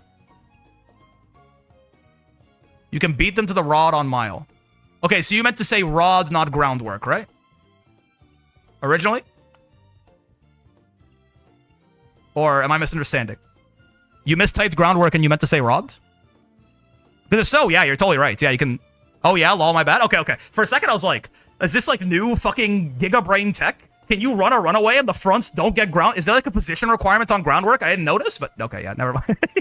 No, yeah, that's true. Yeah, you can definitely run a runaway to make it so that the fronts don't get rods. That's very true. Absolutely. Because the rod window is... Sorry, I'm not that much... I was like, only for Genius? An IQ too high? Is this the anti-front tech I've been waiting on my entire life? But no, unfortunately not. I don't know. I mean, opening gambit is interesting. Intense gaze is even worse, unfortunately, right? Intense gaze is even worse because it's FOV, right? So like, if you're like in the front, you're getting caught up to by other backliners, it does nothing, and also it happens at a random point, right? And it's a current speed debuff, mind you. Yeah, I don't know if you're building a debuffer, maybe, but on an ace, I think you probably should grab Radiant Star. Or a Corner Connoisseur? Yeah, I'll grab Connoisseur for sure. I don't know. How do you even get Intense Gaze on your shit? You have to... Oh, Mr. CB gives it? I see. That makes sense. I would grab Corner Connoisseur, I think. I don't know about this. I mean, maybe only for Genius. Perhaps an IQ too high, but I think you're probably trolling a little bit if you pick this over Corner Connoisseur, personally.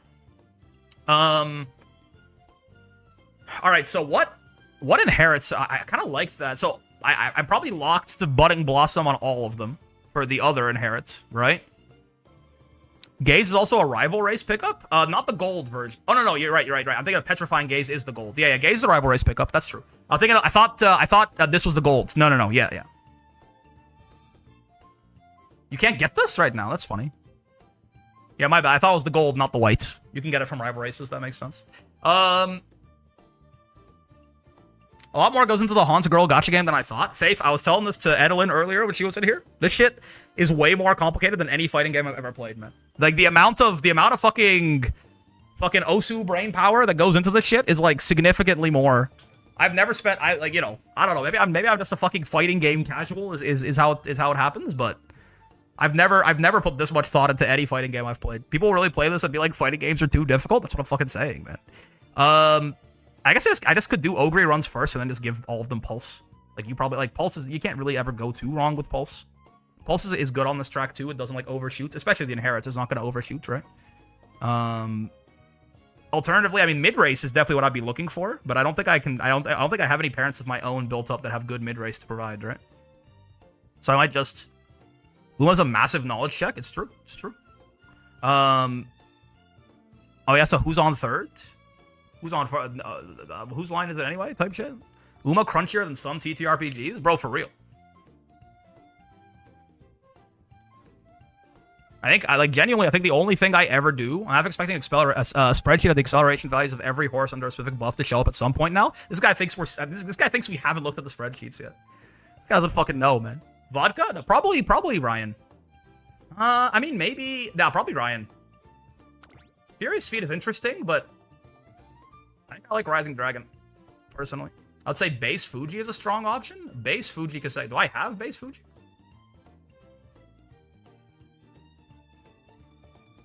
I don't think, do I? I don't think so. Yeah, I don't. So I appreciate it. Min-maxing at its finest. This guy thinks we haven't pulled out the spread. We have looked at multiple spreadsheets. We like don't even look at the spreadsheets anymore because we just have them as heuristics in our brain, man. Am I stupid? I don't think I have her, do I? I don't think so. I guess Vodka is interesting.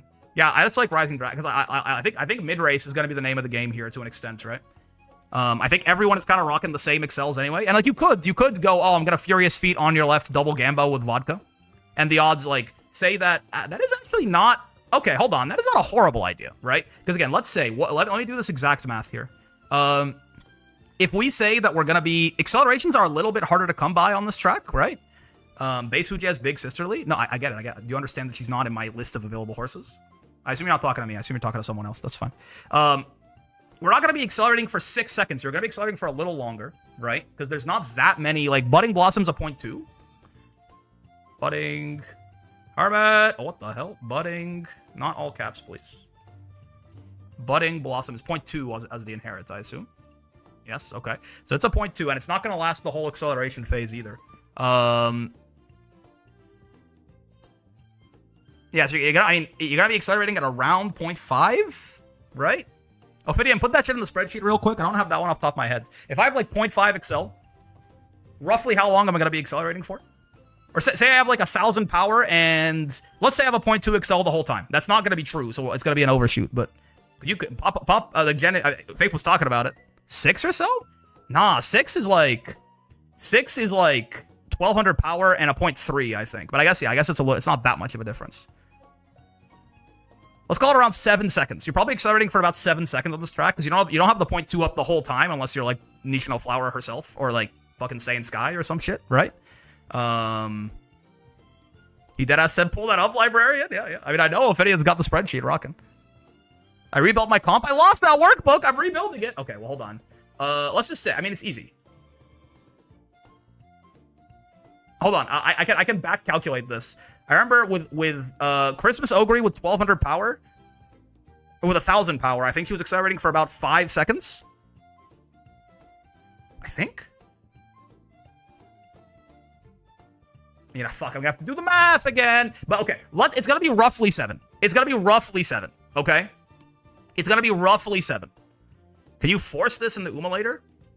If the Umulator had a time to top speed thing, that actually would be a really nice thing for them to add, right?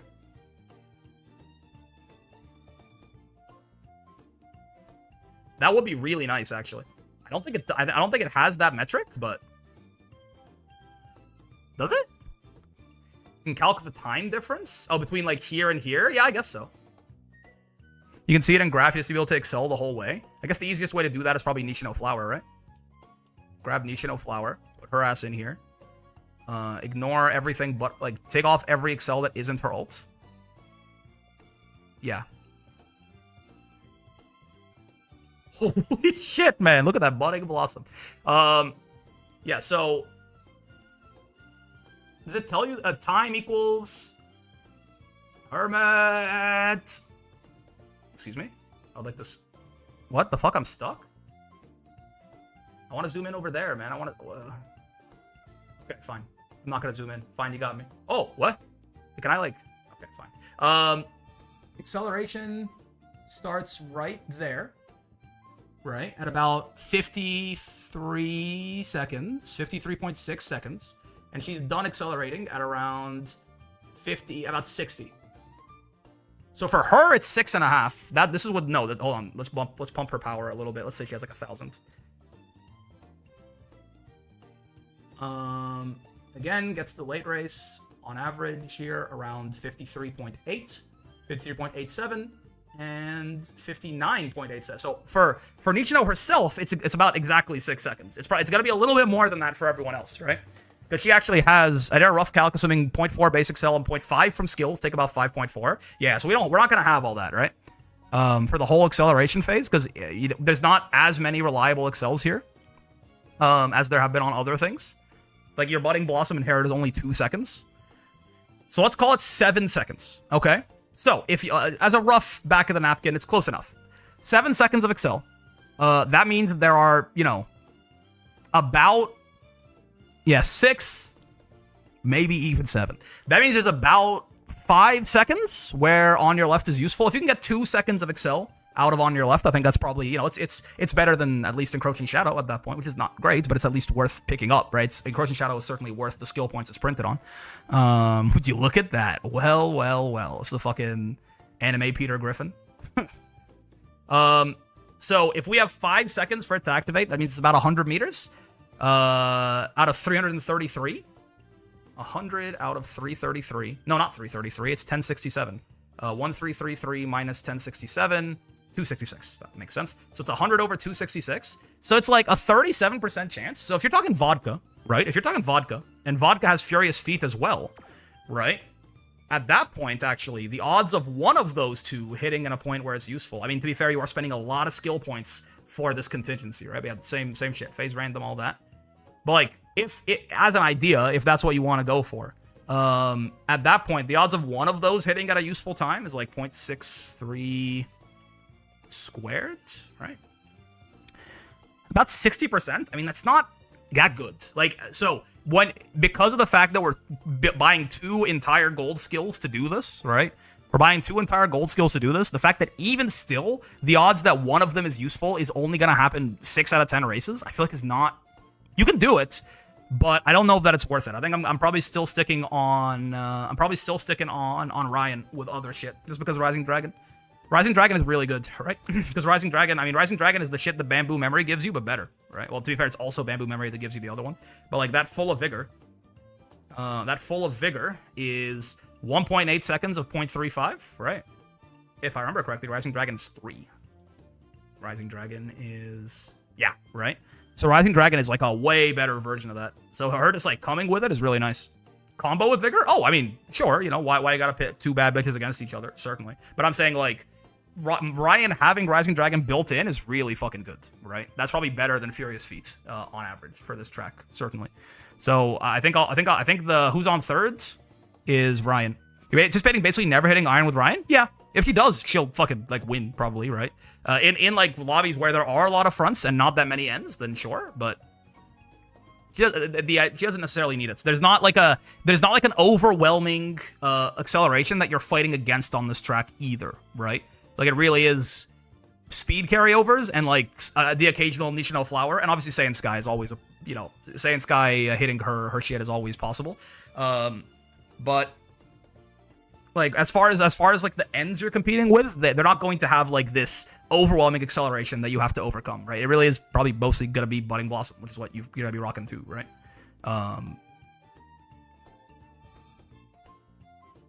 So I think...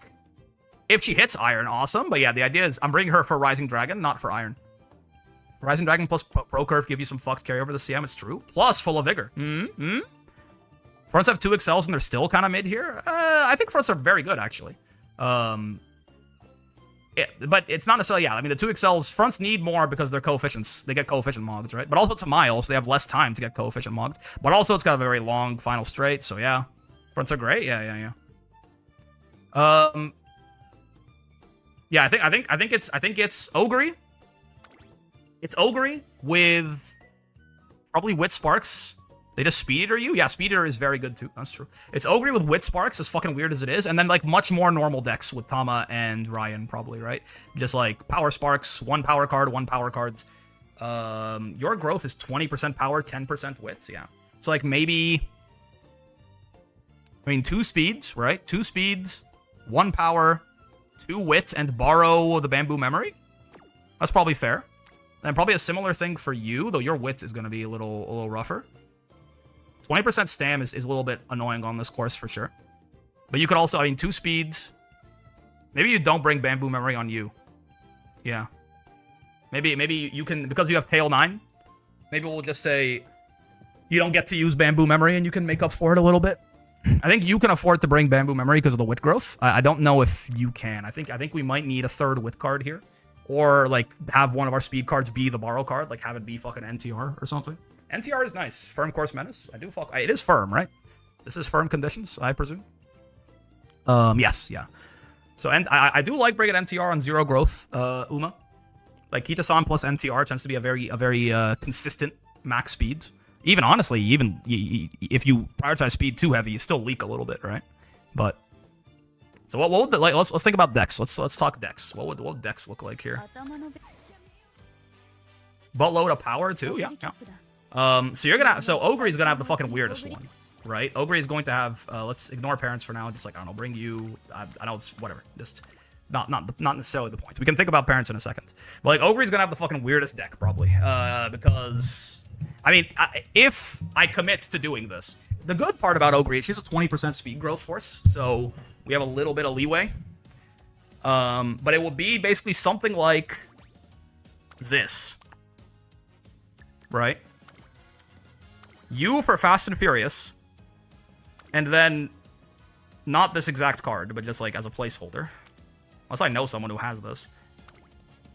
Not you exactly, right? But like, and then borrow a fucking Bamboo Memory power card here. Now that card, I assume, is not giving me anything except Rising Dragon.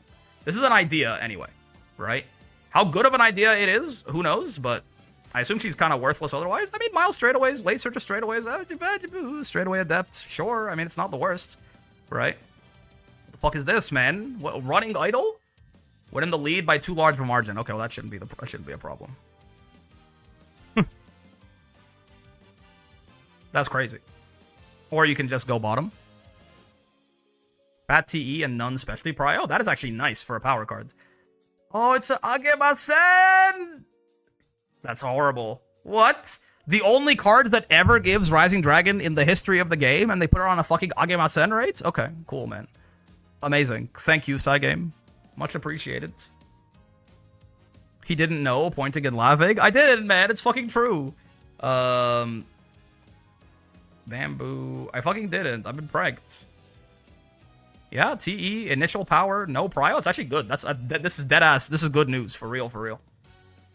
Yeah, I mean, that's an idea. And then this will be Bamboo Memory. I just don't have someone who has it right now. This is a weird ass deck, right? Speed will be fine. Power will be more than fine. Especially if we actually end up clicking it once or twice. Especially because Ogre has power growth too, is why this feels so wasteful. But it is. I need my skills, man. I need my fucking daddy needs his skills. The wit is the problem here for sure, right? The wit is it left or right-handed on this bitch? Left-handed track. Oh, I think Tokyo is always left-handed, right? Maybe sometimes they turn your ass around, but I think Tokyo is generally left-handed.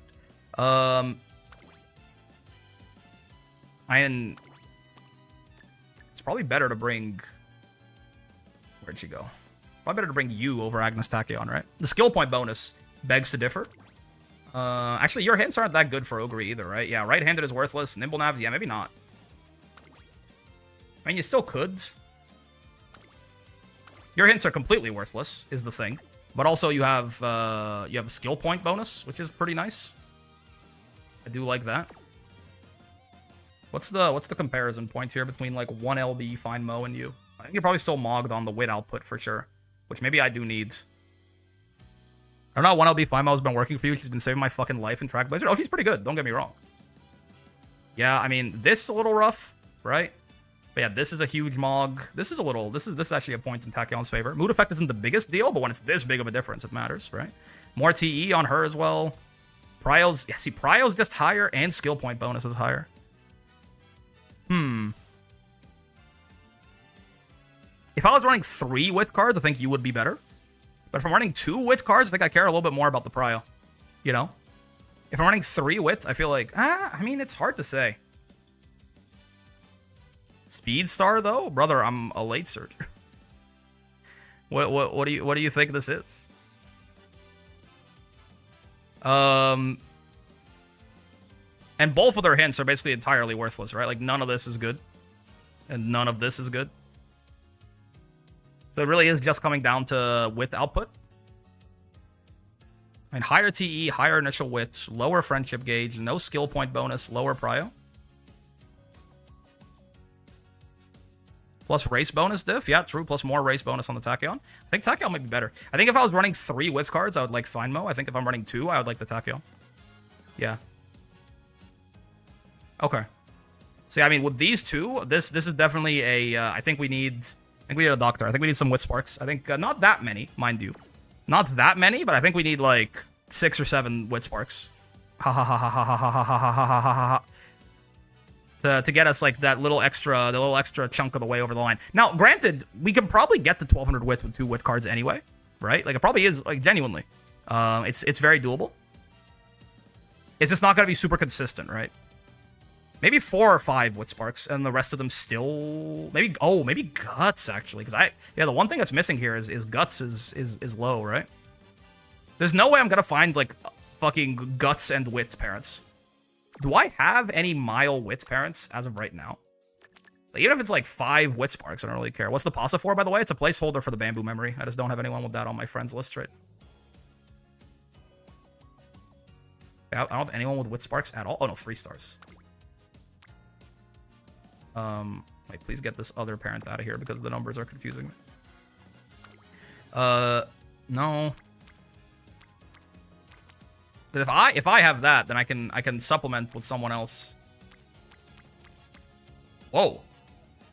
45. It's like too much. Wit and late on Orion? I mean, turf, medium. Okay, so the pink sparks are completely worthless here, but she has Slick Surge, Pilfer, left-handed. Now hold on a second. Hold on a goddamn minute. I mean, that's interesting. I'm gonna mark you as Rice Bowl because Ogre likes to eat. For just a second here, but let's keep going. That's Unity parents too, so yes, I mean that's the only option potentially. Disrespecting the Turf Spark. Turf Spark's nice, I guess. Yeah, I guess I shouldn't say useless, but there's also and this is a fucking URA horse, I think. This is I think a Unity horse. Yeah, this is all before I learned to race max too. Like the affinity, like the actual like grade bonus here is gonna be super low too. So the odds that anything really pops is gonna be a little low, but you know I still get the Wit Sparks regardless. I guess the question becomes, oh. Bro, so fucking true, actually. I agree, we should summon the Horde. That's what I've been... That's the fucking thing, is like, that's what I've been saying. Is like, why is the fucking Horde not on my screen right now? I mean, Tama's already there. Let's get everyone else in here.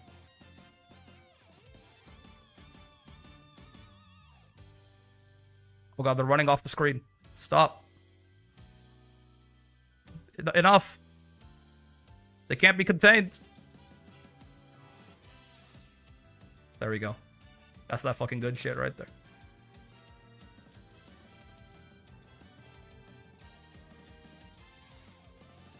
They're actually moving. It's crazy how Haru is so small and yet she still keeps up, you know?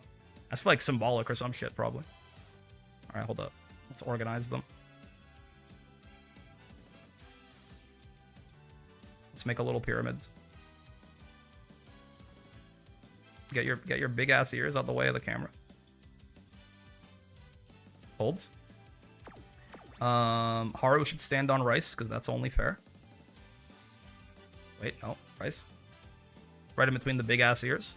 Gold Chip can stand on Doto, because they're the only two without kind of like an obvious pairing here, I guess. Like, if you think about it for long enough, it probably makes sense. Tachyon is, of course, going to be standing on Cafe, because what else could it possibly be? And then Ogre and Tama are up here.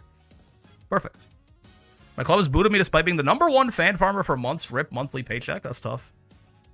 Oh god, you've smalled goal sheet. Look at how tiny she is, man. He's hitting that shit. Wake up, Tama. I guess the question becomes, is it easier to get a Guts or a Wit Nishino Flower? And I have to imagine the answer is Guts, right? If I want to go find a Nishino Flower, I have to assume I can find a better Guts one than a Wit one. That's tough, though, Toad. You hate to see it. Are these guys floating higher than everyone else? Think you're better than me? I demand Tachyon to be larger. I fear she is that size.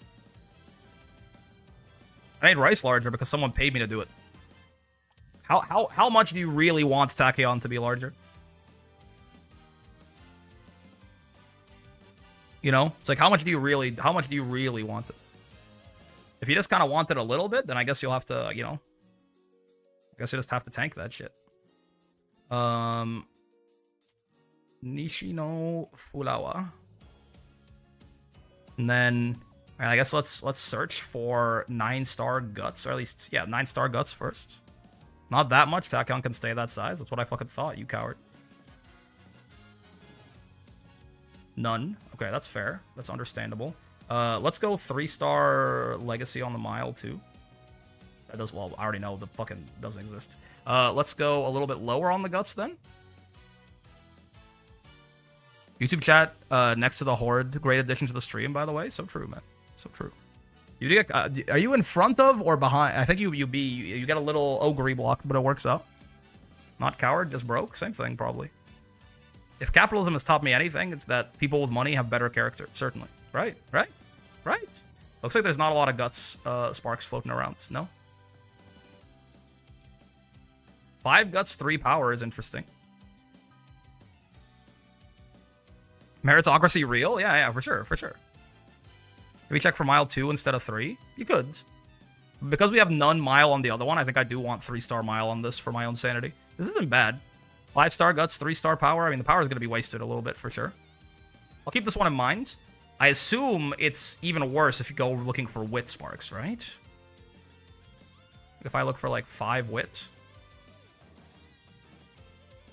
I mean, kind of. Yeah, no, the grade bonus is way lower. Okay. So it looks like it is a in fact a guts angle. I didn't search. This isn't bad. What as far as the grade bonus? What do you have on you? Mile, yeah, corner adept, pace straightaways, playtime's over is always nice. TS climax is that stamina and wit or guts and wits? I can't remember what the fuck that is. A lot of front skills. Prep to pass, corner adept again. I don't know the race sparks off the top of my head well enough, but TS spark is stam and guts. Oh, okay, gotcha. I mean, useful.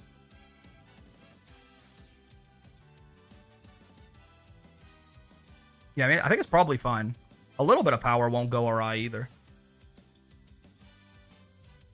Stam and guts. I remember VF being real stressed about it. So true, bestie. So fucking true. That's not so bad. And it's got a little bit of power too. Like the secondary that I want on there probably is power.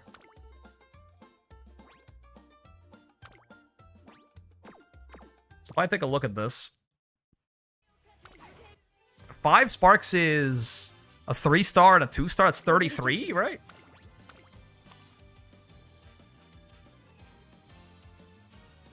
I need more clocks, this poor motherfucker, you know? 33? Yeah, 33, 21. Not so bad, honestly. And then if we go rice bowling.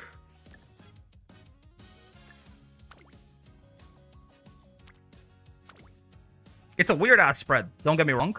It's a weird ass spread, but I think we can make it work. This might be a little too much wit, in fact. But I mean, maybe they'll let me click power a little more. I'm not sure. I'll at least try it. I think it's worth a try. Ogre is definitely the weirdest one here. Right? No ifs, ands, or buts. The way I'm trying to build her is the weirdest one.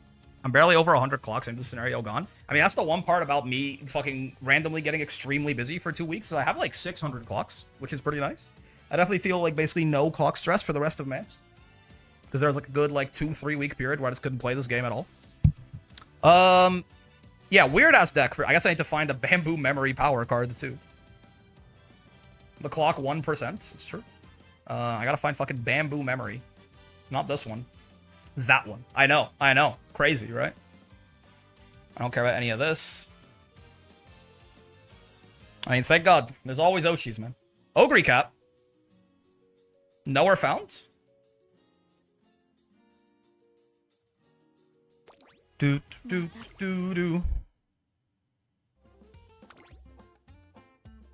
The alternative for Ogre would definitely be like, you know, fucking give up on Fast and Furious and do something else, or give up on Rising Dragon and do something else. But let's try it, man. Let's fucking try it. Let's fucking try. I don't see why not. This is 2 Agema-sens, I just realized, right?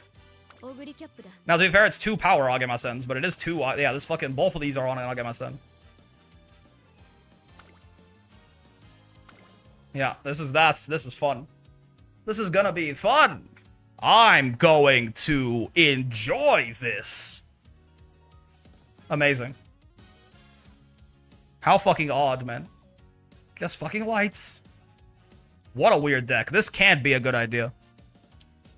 Does lights have a consistent excel because I'm low-key thinking about pace, ice, and flash? I mean, everyone has Budding Blossom, for what it's worth. Outside of that, Rising Dragon for speed carryover. That's as consistent as you'll find. Slick Surge is okay. Tear King? On a late? I don't think so. I think on a late is probably quite inconsistent because of how many ends there's going to be. On an end, maybe. I don't know if you have that shit for free like that on a late.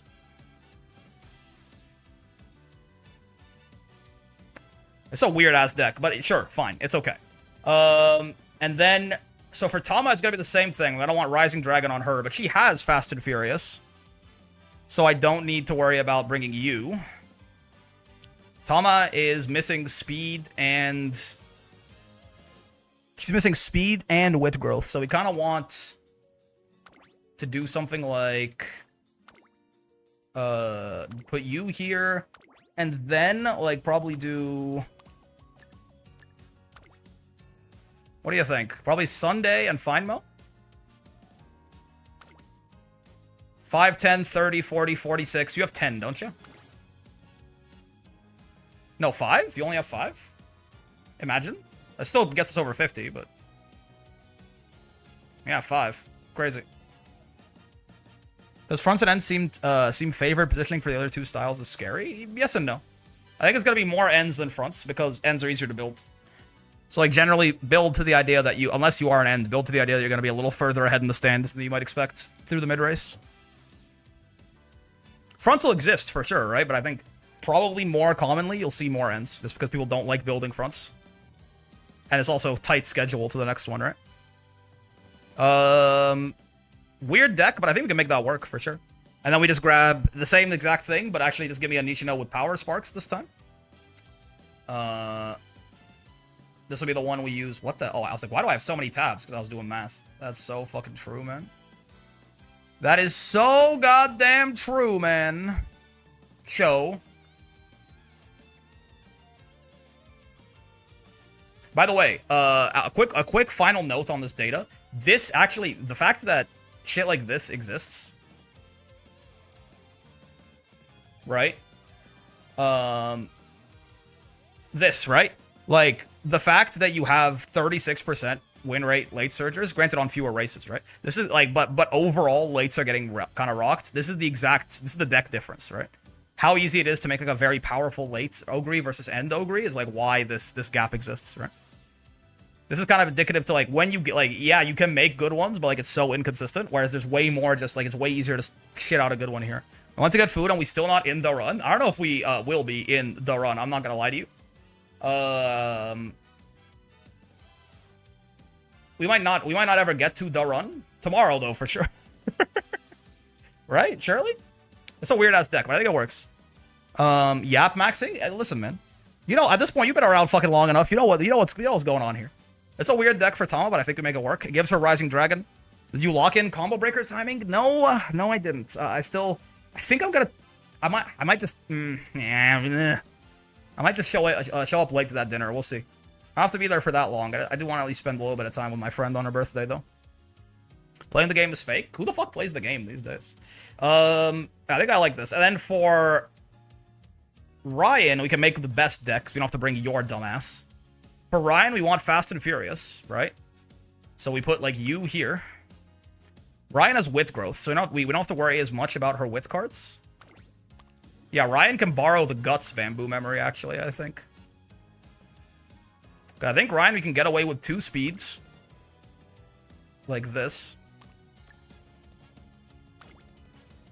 We can get away with... Oh, I got power cards in here still. Get the fuck out of here, power. Oh, get the fuck out of here, please. We can get away with 2 speeds, 2 wits. I think she can be fine with 2 wits because she's got the 10% growth. You for Fast and Furious, and then we pull... And then also speed will be helped by... what's her face too? And I think we can put the Guts Bamboo Memory in here, and it actually works out decently. Right? What are her actual stats look like? Bamboo. TE and actual high prio, disgusting. 10 race bonus though, yeah. Speed bonus on her too. Yeah, you know, you might get a guts, 1 or 2 guts clicks throughout the run. Certainly. Right? Get some speed and power out of it. I like it. It's got good hints as well.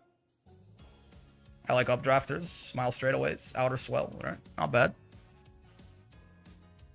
And this shit is also an Agema said. Stop! Why? Why is everything a goddamn... Okay, yeah. No, that's fine, man. That's fair. I'm not even gonna cry, for sure. Why would I cry? Why would I ever cry? I don't cry. Big boys don't cry, man. Fuck late surges, I guess? What the fuck do they want from me, man? Okay, so give me the other Bamboo Memory now. I said the real, but no, not that one. The real Bamboo Memory. Genuinely frustrating that they do this, and it's seemingly at random. Like, yeah, man. I mean, they become a thing of the past as power. Like, the only time only time I'll be happy for... There's only one... Okay, I was gonna say, there's only one guy? Am I missing something? Oh, filter max followers. I'm sure there's gonna be a lot of these with max followers. The real Agama Sen is Rising Dragon disappearing from the game after this? I mean, I know it's a good skill, but like, what the hell, man? What the hell man's mayonnaise, even? All right, let's grab you. I'm gonna have to start pruning my friends list soon. The good news is I definitely can. There's like so many people on here that shouldn't be here. In JP, they replace Agamasens with hint level Agamasen, which, like, don't get me wrong, like that, obviously you'd still rather the hint 3, but like did I not follow them? I followed them, right? I would much rather be like, okay, well, you get the gold for sure, but it's like, do you get the hint 1 or the hint 3 versus do you fucking get the white instead, man? What's the fight? What is wrong with you? All right, and then last thing is I need a Nishino flower that is all power sparks.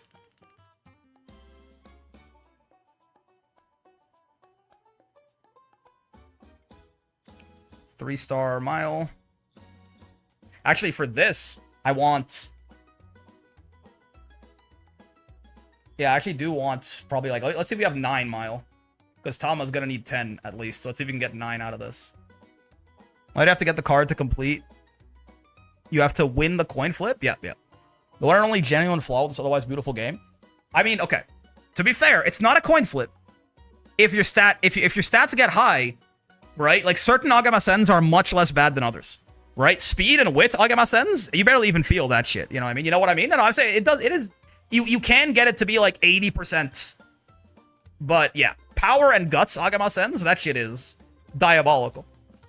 That shit is diabolical, man. Why'd they do that to me? Okay, this obviously, I assume this is not gonna exist, but let's let's start high. Shoot for the stars and you'll land amongst, I don't know, some guy. The cream of some young guy, even. I would like to compromise on the power much more than I like to compromise on the mile. I swear Marvelous Sunday speed runs her events the second I boot up. It does happen. Wow, this grade bonus is bad, though.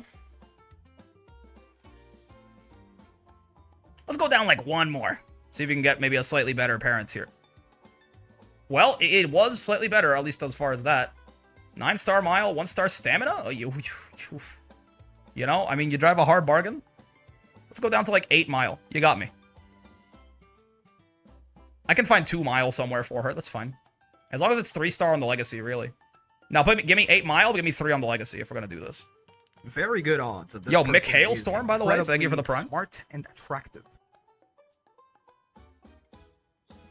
W primes? It's true. It's true.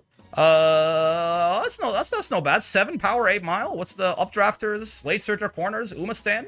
I mean, 1 stars on all of them, but I don't mind it. Straight away adept. Ramp up. Umastan again. Tail held high. Head-on's worthless, but that's fine. Left-handed. I mean, it's 34 grade bonus. I mean, we could do a lot worse. We have been doing a lot worse the whole time. I'll need to find 2 other mile sparks for Tama. That shouldn't be hard, right? We're not bringing the big wit one for her anyway, so it's fine. This should work for both Tama and Ryan. Bleh. So true, bestie. When you say Eminem, what the fuck do you mean? By the way, just, you know, technical question. What the fuck are you talking about? So the Bleh Nishino flower is for 8 mile. Rabbity Gotti won't have any stabbing and mammity. Yes, that's fair, man. No, that's fucking true, man. No, that's fucking true, man. Ophidian knowing that is crazy. Wait, why do you think Ophidian isn't an 8 mile guy, man? Little bro's an actuary. He's like 35. Probably. I don't know how old Ophidian is, but ain't no 24-year-olds working in the actuarial sector, man.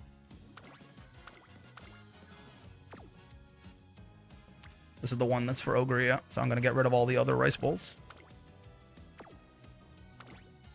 I think I have a decent mile Ryan, if I remember correctly, for the other 2. Well, not for Ryan herself, unfortunately. I think I have a decent mile Ryan lying somewhere around here. Not that. Dover is kind of a little bit homeless. Stamina. I thought it was a power Ryan. Yeah, it's an 8-star. I mean, mile sparks are good, but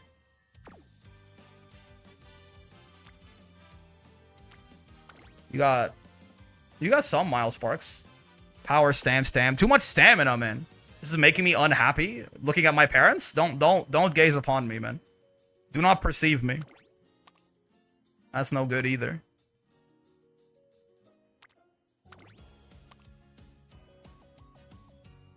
Yucky.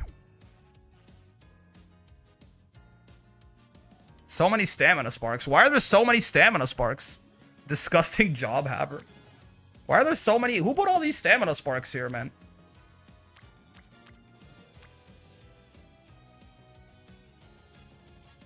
Yeah, I mean, I don't know, man. Why is it all stamina? Well, this is actually crazy. How is it all stamina sparks? Genuinely. How did this happen? On Mile? That's wild. I mean, you have 42 power, but you got no Mile spark. 2-star Mile and like no fucking hints. Barcarolle. You got Cope 3-star power. You could probably just hit a 6 power plus whatever parent that would own your current guys, probably. Oh, you're talking about just doing a parent run? Yeah, I mean, I think. I mean, the problem is, if I want to do Ogre parent runs, she's gonna be rocking a fucking Wit parent on the side, man. They're gonna be rocking a fucking Wit parent. A Wit late parent. That's crazy.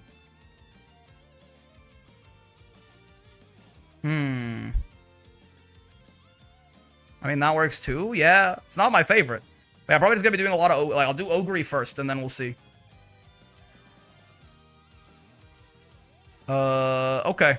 Sure, yeah, I don't think I have a great one off top right here. I don't think I have a great one off top. Make a TMO, borrow a Mile Wit parents, take your best Mile Spark.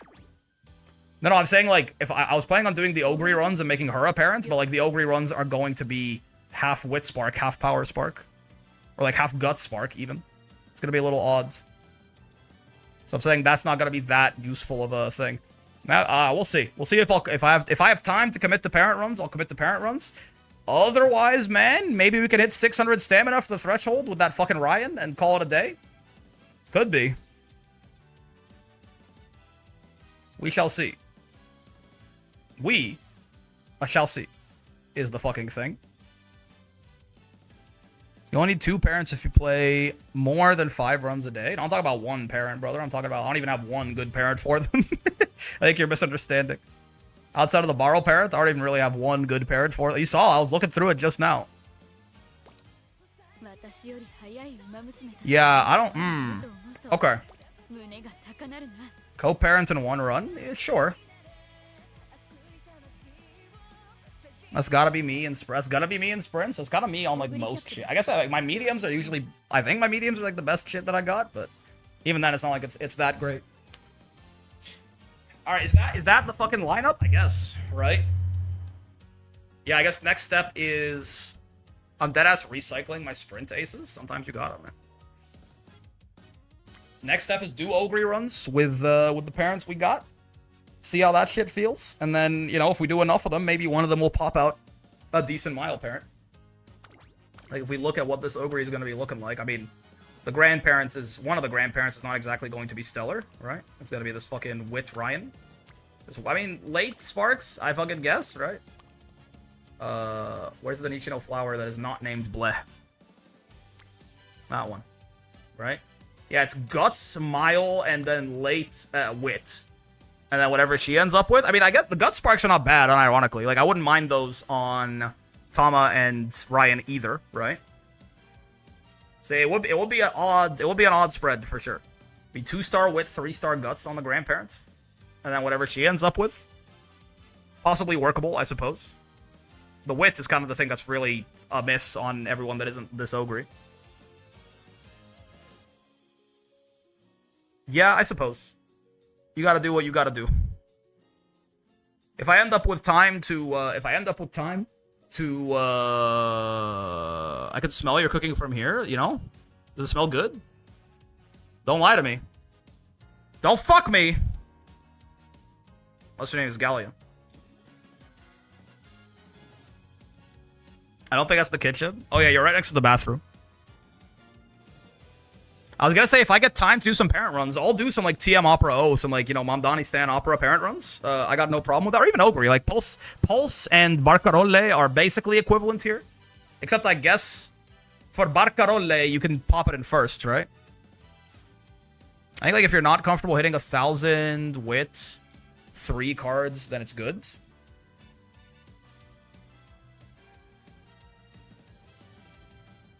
What do you mean? I don't think I understand the sentence. If you're not comfortable hitting 1,000 Wit with 3 cards? Blessing gets eaten up a bit? It does? It's 400 meters away, no? Oh, I guess because it's partially it might be in the Excel zone. Oh, I see what you mean. Yeah, yeah. So Pulse, it is Ogre anyway, right? I would run Ogre parent runs anyway, yeah.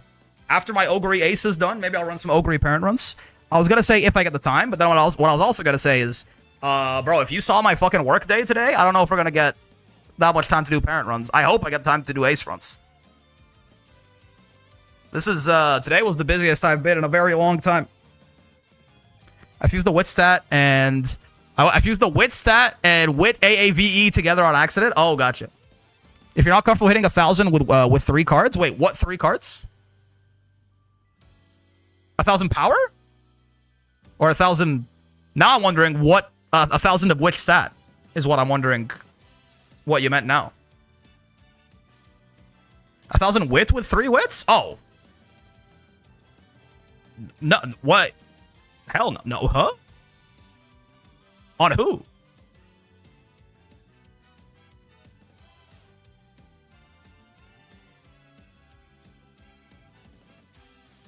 That shit is... How do you not hit 1,000 wit with 3 wit cards? Shouldn't you be capping with 3 wit? Oh, yeah. That's why I'm saying the wit is going to be a waste on the other 2 is the problem. For Ogre, it's 2 wit cards and none wit growth, which is why I'm bringing wit sparks. You could... Honestly, you can fucking... cap wit with 2 wit cards. Well, pretty close. You can get like 1,000 plus wit with 2 wit cards anyway, but I do want to get a little higher than that, personally. The more skills you have, the better wit gets. And boy, are we rocking a lot of skills. Yeah, I think this is fine. Yeah, shit was crazy today at work, man. I don't even know what to say.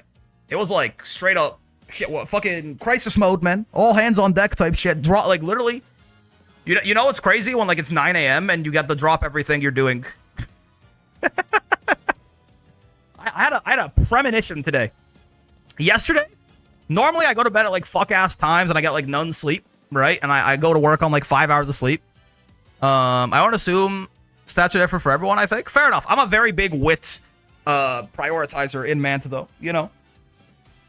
Fair enough. But yeah. Some people struggle with 2 speed. Valid. Yeah, come on, man. You've seen me play the video game before, though. You've seen me play the video game before. Dare I say I'm pretty good at this Manta shit, man. I'm pretty good at this piloting Manta shit. I've got the sauce. I feel like I'm starting to figure it out. Man, get more sleep? No, I know.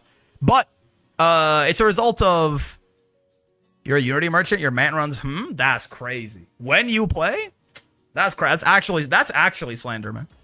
I know I only play Manta on stream once every 3 weeks, but like, I'm actually being slandered.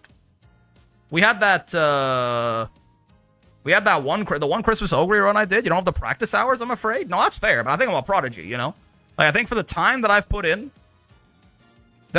honestly, there might not be a motherfucker on the planet who has played as little Manta as I have and is as good at it as I am. Right? Call that shit Dunning-Kruger if you want, but I think you can go fuck yourself.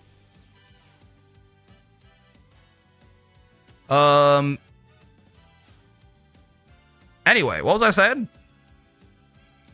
I think your fundies are pretty solid. That's what I'm fucking saying, man. That's what I'm fucking saying. Oh, yeah. I usually get like 5 hours of sleep. I go into work on like 5 hours of sleep and, you know, everything. But like, I had a feeling. I had a feeling yesterday night. I was like, I don't know. But, you know, we have this like meeting tomorrow with like this sort of, and I get like a bad sense about it. You know what I mean? Like from what I've seen from the people on my team, like I think there's gonna maybe be issues. Something might need to be solved. You know? So I was like, I should get some rest. And like I actually went to bed at like 1 a.m. You know, I went to bed at like 1 a.m. I woke up at 9:30. I got like 8:30. I got like 8.5 hours of sleep. And oh my god. Holy fuck, was that a good idea, man? I had like wall-to-wall meetings. Like I woke up at 9:30 because that's when my first meeting was. I just rolled out of bed, like 9:25, roll out of bed, open my laptop, hop on the meeting, right? 9:30, meeting started. 5 p.m., meetings ended with like 15-minute gaps in between sometimes. You know what I mean? It was, in fact, not even 5 p.m., like 5:15 p.m., right? Shit was all day. And like, it's like one of those things where like you got so much shit going on that like, while you're in the meeting, you're working on something on like you have fucking your other monitor. You're like talking to a guy while you work on something for another guy. Shit was fucking nuts, man. This is the busiest I've been in a very, like, at least work-wise. This has been like the busiest I've been since I was studying for the tests, for sure, right? That shit was crazy. Like, if I had, I'm sure that was efficient. 8 hours of meetings. Yeah. I mean, it was kind of efficient because, like, it was a lot of, like, decision making that was stalled. Basically, it was a lot of like, oh hey, like I need, you know, we need this from you. Talk to this guy, tell him that we need this from him. Talk to this guy, figure out why he's so fucking pissed about X and Y and Z. And then also a lot of those meetings were like internal meetings of like, hey, I'm working on this. You like. Can you, like, help me? Hey, like, how do we, like, let's work on this together type thing? Like, a lot of those were, like, things where it's just, like, you're on a call with a coworker and you guys are working on something together. So, like, a lot of it was actually work and not just yapping. But shit was fucking nuts, man. If I had gone into this day on, like, 5 hours of sleep like I normally would, I don't think I would have made it to 4 p.m. I definitely would have been able to stream. So I guess I'm glad that I had the premonition, I suppose. But yeah, I think that's the fucking plan, man, right? I think that's the fucking plan. Is I hit up some Ogre cap runs first. If something godlike pops out of it, sure. Could you click on your archive for me? No. Because you just want to dismiss the exclamation mark. I look forward to seeing how your late surge adventures go. I think we win these, honestly. Fuck, it hurts. I bet it feels so good when the streamer clicks on the archive button. When the streamer slides into your archive. Ooh, I bet that shit feels so fucking good, man. I think we got this. If I can actually play the video game between I'm bouncing on it, that's what I'm. It's bouncing. It is bouncing on it. Can you pull for wedding fine motion? Who the fuck do you think I am, man? Just 110 pull? All right, here you go. Right, here's your wedding fine motion pull.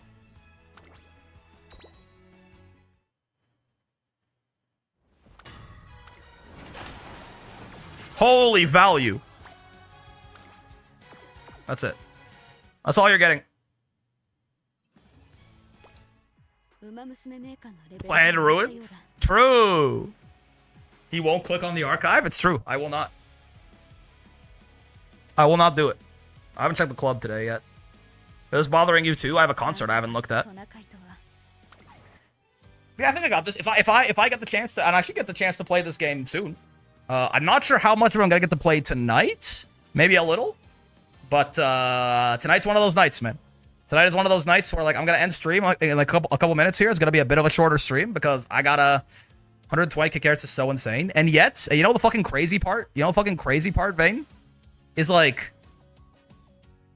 I got 0 carrots left over if I do all this. Like, by the time this shit rolls around, I got none extra carrots. Right? I got maybe I have like 5 or 10k extra carrots. I got fucking none carrots. I got none extra carrots, man. It's not my fault they don't fucking release anything for late surgers for like all of 2026. What do you want from me? He did say we scale. It's true. It's not my fault that lates, like, all their fucking cards are in like 2027. Problem? Troll face problem? It's not my fault that the only other Ogre for the next 3 years is already released. I think TBH, you probably could have scooped CB Wit. If I had done that, I probably would. I mean, I would have probably have to skip on Jungle Pocket, probably, which I'm not sure which one of those I think is more valuable.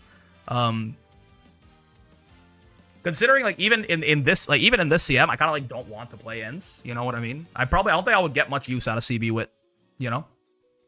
I'm for real saving. It's about to be the Great Depression. Wait, are you talking about IRL or Numa Musume? Because if you're talking about IRL, I might have some fucking news for you. It's just a stat stick? I don't like just stat sticks. Like, I understand it's a very good stat stick, but I kind of don't fuck with just stat sticks, personally. You know what I mean? Like, you're right. It's still gonna be it's a very good stat stick, but, like, I kind of don't like just stat sticks. Bro, I'm bringing... Do you see this fucking Ogre deck? Did you see this fucking abomination? I'm bringing 2 power cards for their skills, man. I'm bringing fucking Marvelous Sunday Power and Bamboo Memory Power just because they have gold speed skills on them. You think I'm gonna bring fucking a stat stick?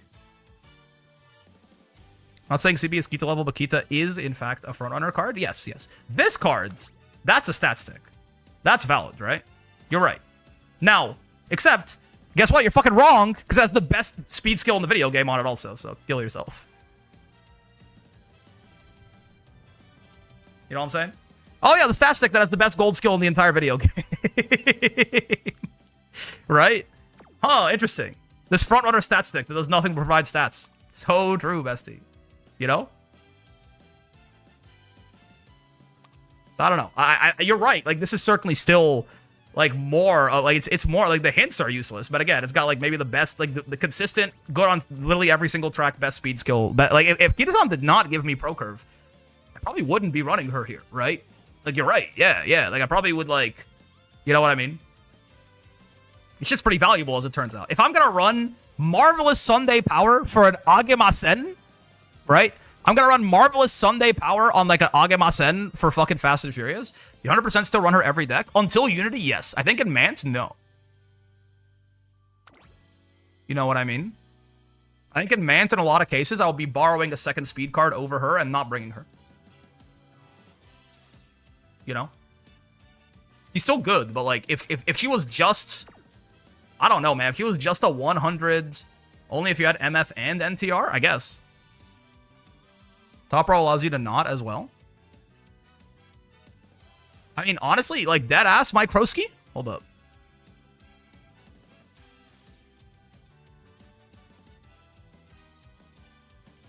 Don't get me wrong. Don't be too fucking insulted by this, right? This is the big difference, of course, right? Yeah, like, she mogs on the initial friendship gauge and the specialty priority. But, like, dead ass, brother? You sleep on TE so hard? I do sleep on TE very hard. I do sleep on TE very hard. I have not been woken up yet. You know? I have yet to awaken from my TE slumber, honestly. It's good. Like, it's, like, the fact that she has 15 TE is, like, the 5th best thing on Kitasan or something to me. You know? I don't know. I sleep on TE, and I can kind of continue to do so. I have yet to wake up on TE.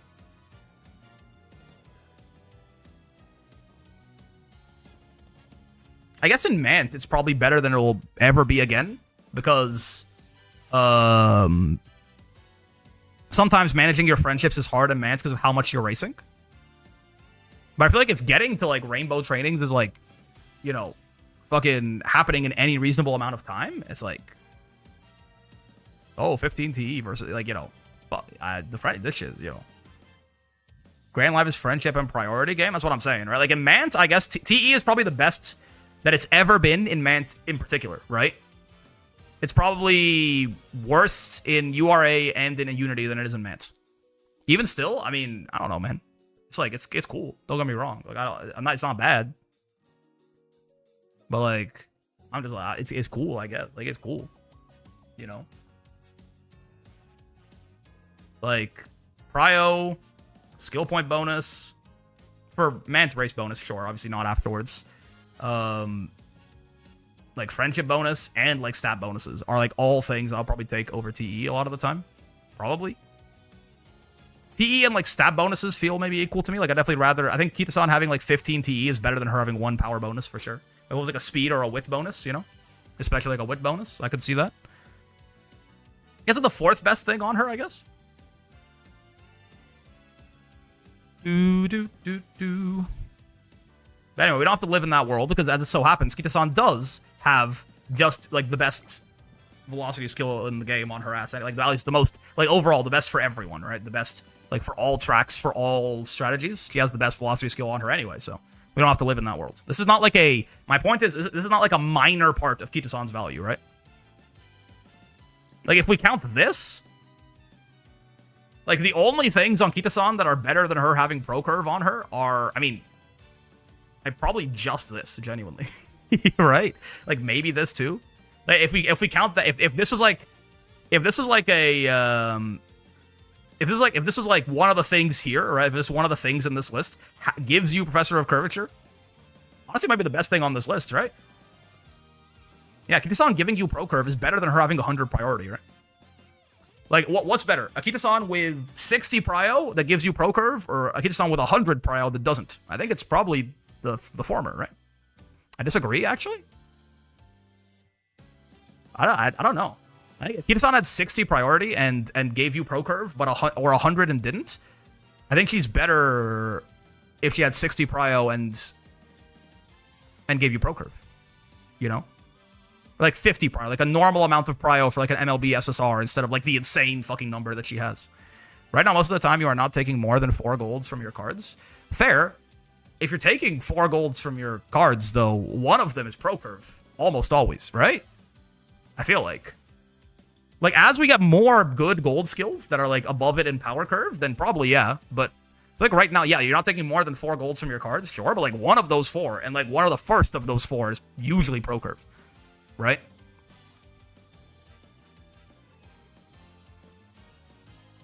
I didn't do good this CM? Me neither, man. So you have like 2 free slots, assuming a world where no pro curve exists. The 100 priority great speed output card would still be strapped. Not saying she'd be bad. I'm saying like the same way we play FIMO on everyone. No, I'm with you. I'm with you. But I mean, my point is like, not would she be ass if she had 100 specialty priority and didn't have pro curve. My point is, I think her having pro curve is better than her having really high priority. You know what I mean? If you gave her like normal good priority for an SSR and then she had pro curve, or you gave her this nuts priority and didn't, and she didn't have pro curve, she would be better with like normal prio and pro curve, is my point. Not to say that her with 100 prio and no pro curve will be an ass card. I'm saying the pro curve is probably the best thing on her. Right? Now I think I value the 100 more. Fair. I think I disagree. Point is, anyway, point being, we don't have to live in that world. She does. I think calling Kitasan a front runner card is a bit of a funny take when she has this on her, is my point. The actual going MLB Tachyon for 80, yeah, it's really nice that she has the 80, right? I mean, Tachyon, to be fair, is actually like, it's the first card in forever that is like a better stat stick than Kitasan for speed, right? Like better this, basically the same priority. She comes with a skill point bonus too, which isn't a stat stick to be fair, but you know. Oh, the TE though, but she ain't got none TE, man. Thoughts? This is only when her bond gauge is full, to be fair, right? So she, like, it's about the same as Kitasan before that. But she also has more. She has a speed bonus on her too. Like, it's almost too much. Like, good thing they uncapped that shit in Grand Live. Otherwise, this would actually be overkill, right? This is the first card that is actually probably a better speed stat stick than Kitasan. Deadass. It'll probably be more valuable when we push to 1600. Yeah. Anyways, I think that's gonna do it for me, man. Kitasan's one of the few cards that gives hints that make the gold cheaper. True. She gives corner of depth hints and she gives you pro curve. That is true. That's real and true. I think that's gonna do it for me. It's one of those days where I'm gonna end stream. I'm gonna open up my work laptop. You excited? Does that sound fun, man? Are we having fun yet? I'm gonna open up my fucking work laptop at 9 p.m. to see if I mean, hopefully, the dream. I open my work laptop. No one needs anything from me. I close my work laptop and I play some fucking horse, maybe. Realistically, I open my work laptop, there's a couple questions, and then maybe that turns into like a few more hours of work. Well, I don't know, man. I don't fucking know, man. We'll see. I pray for me. When are you gonna stream your job? Really, really good way to go to jail, man. Actually, like, really good way to go to jail, believe it or not. Yeah. Good luck, streamer. Hope you get $1 billion money, but not that many. I'd have to kill you or something. If I maybe I know this is like, maybe it's like, oh, fucking wokey thing. If I like randomly got $1 billion, I don't think I would have it for very long, right? Like, I think like very quickly I would have maybe like $1 million, and I would actually have like given away like 990 million or something. Maybe like, I don't fucking know, man. I guess I probably want to like buy my mom a house, right? Probably want to like buy my mom a house, and then I would probably like I would probably give away like 98% of it, is my guess. I can't think, like, genuinely, I cannot think of, in my life, I can't think of a use for more than $10 million. What do I do? What am I supposed to, like, and that's like being extravagant, you know? I don't know what, like, I actually don't understand. What would I do with like $30 million? Spending 10 mil is actually hard? No, it's easy if you want to be stupid, right? I could leave it in the back of a cab. But I'm saying, like, on things that, like, I actually feel like I care about more than helping random people in the world, you know? I would love to buy my mom a house. Just cash. She doesn't have to worry about paying rent anymore. She doesn't have to, like, live the capitalist hellhole anymore, right? So, like, and I, you know, and call me selfish, but, like, even though my mom is, you know, in better situations than a lot of people that money could help, to that extent, I care about helping my mom in that way more than I would care about helping random people, right? But, like, after that, I don't think I want to buy myself. I don't think I really care to buy myself a house. It's like yeah, buy her like a $2-3 million house or something. And then it's like, what do I do with the other 997 billion, right? Invest like $1 million of it so I can retire. You know, put like 2 million of it in like a dividend, like a high dividend portfolio. Never have to work again for the rest of my life. Not buying a house for yourself is throwing unless you're living in your mom's house. Like, I guess I'd buy, like, okay. I'm thinking, like, I could buy a house for myself. I could buy a house for my mom, right? Call that, like, on the high end. I mean, I call it, like, you know, 2.5 mil each. You could definitely get a house for more in Toronto, don't mind you. But, like, you know, we don't need, like, you know, call like 2.5 mil each. That's 5 mil. Invest, like, 2 mil in, like, some fucking stocks. Never have to work again. And then it's like, I have $993 million left. I don't fucking know, man. Honestly, the hardest part would be figuring out, like, where to give it, you know? Put up the carrots planner, but for 10 million? So true. Like, actually, it's like, you know, at that point, it's like, what, you know, who do I help with that shit? I don't know. There's so many possibilities. But I can't imagine, like, sitting on that kind of wealth, man. You know? I would, like, feel bad about buying the house. It would only be like the knowledge that I had all this extra money that I was like, it's okay, I can buy the house because, you know, I can still help a lot with all of this. Like, it's a relative drop in the bucket. Why did it theorize you could eradicate world hunger for less than Elon bought Twitter for? Like, if I honestly, if it was like a smaller number, if it was like 10 million, I don't think I'll buy a house for myself. You know what I mean? I think I will buy like a more modest house for my mom. Again, I'll probably invest like $1 million of it, never work again. And then again, I'll be like $8 million. Let's do some shit with that, you know? Let me see if I can, let me see if I can help people with that in like whatever way I can. Obviously, you can't do as much with $8 million as you can do with $1 billion, but like, I would feel bad. Like, genuinely, I would feel bad. Like, to have all of my needs entirely met and to go, what if I bought myself a 17th Nintendo Switch? I would feel like a demon, like a devil, you know? It's like, I don't even have to work anymore, and I'm still like, let me spend this money on me? It feels like something would be, like, something in my soul would be very mad at that, I think, you know? So I just, it doesn't, again, maybe it's like, oh, just wait until, like, if you actually end up in that situation, just you wait. Maybe, man, but like, I don't fucking know. Right? Like, when I treat myself, I can live on like $2,500 a month. You know what I mean? I'm not a real lifestyle inflation kind of guy. Maybe I buy like a really big Ogre plushie for like $500, but I could do that off the dividends, man. I could do that off the dividends. Anyway, I mean, like maybe you might hear that and go, "Oh, it's fucking LARPing." I just don't get it personally. I don't get how you could have like $100 million and be like, "I need more money." It's like truly, buying that expensive ice water to put your face in, yeah. Like I know like the whole idea is like, oh, like there's at least 10,000. That's true. The whole idea is like, oh, there's no ethical billionaires or whatever because like to have accumulated that much wealth, you need to have like exploited someone at some point. That's true probably, right? But that's not even what I'm like. It's more for me. It's like, how do you like ever have $1 billion and then be like, I want all this. Like, I want to keep all this. You know what I mean?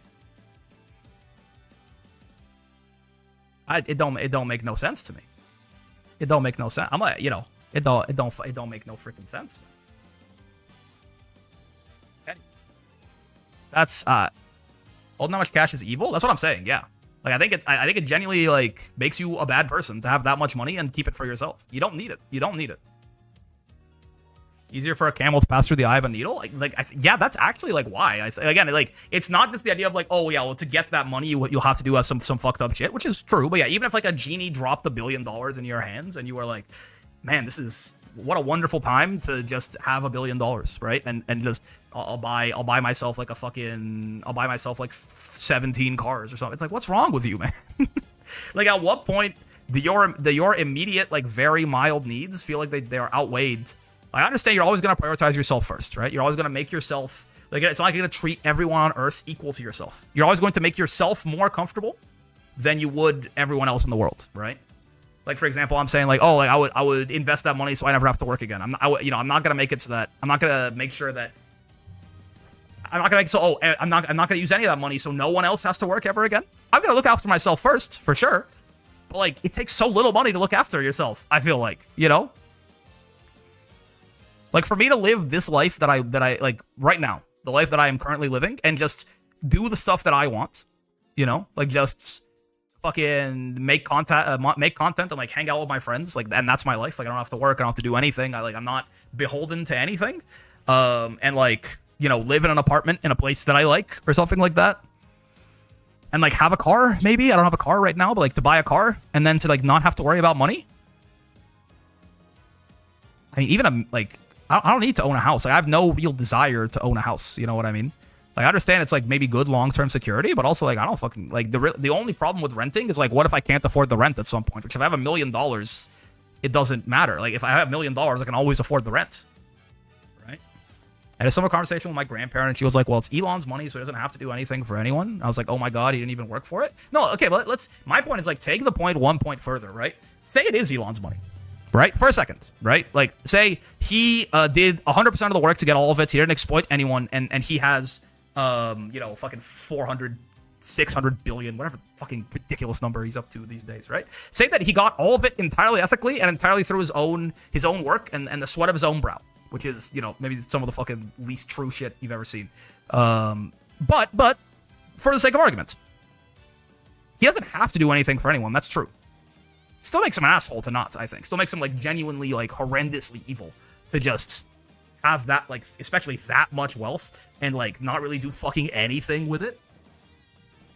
Like, the idea that he could give away 99% of his wealth, and obviously, I know, it's not all liquid, dumbass. It's, like, the fucking stock option. I don't fucking know, man. You can figure it out. You could, like, if you can borrow against it because your investments are making more money than the fucking interest on the loan, right? Even if you're not going to give away, like, all 600 billion, you could probably give away, like, 2 billion a year for the rest of your life, right? I don't know, man. Fucking liquefy it. Like, if it's not liquid, like, fucking liquefy it in some way. Like, I'm sure it's like, oh, it's not like it's your, if it's your fucking money, you have some amount of control over it, right?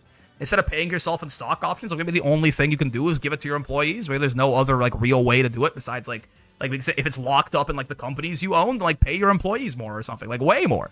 I don't fucking know.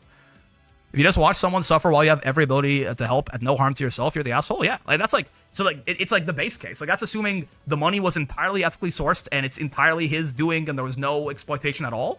Even still, you're an asshole. You know? Even still, like obviously you'll look after yourself first, but like you don't need that much to look after yourself unless you're just kind of fucking you're mammon, man. Unless you're fucking greedy. You're just a fucking greed devil. Like if you have like a family and like children, like the number certainly goes up a little bit, right? Like at that, if I suppose if I had kids, I would definitely want to have a house to have like an asset to pass down to them, maybe, right? Definitely would want to like invest a little bit for them too. But like even then, like it goes from like for me, just myself, like literally just me. If I had $1 million, that's like too much. You know, like I genuinely like that's it. Like I can't think of something reasonable to do that is like actually valuable and not just basically spending money to get things that are fucking gold plated. That I don't need a house if it's just me, right? So it's like even $1 million, like, I'm chilling. For the rest of my life, I'm like I just fucking live off like $50,000 a year off like some fucking investment or something like that. Make some like very little money on the side doing whatever, and I just fucking chill for the rest of my life, living in like a fucking $2,000 a month apartment somewhere. With my like split it with a buddy of mine or something. That's like assuming I'm not ever eating into the capital. I want it to stay at $1 million for the rest of my life to then pass it on to someone when I die or some shit. Right? That's also like I don't have to work if I do that, right?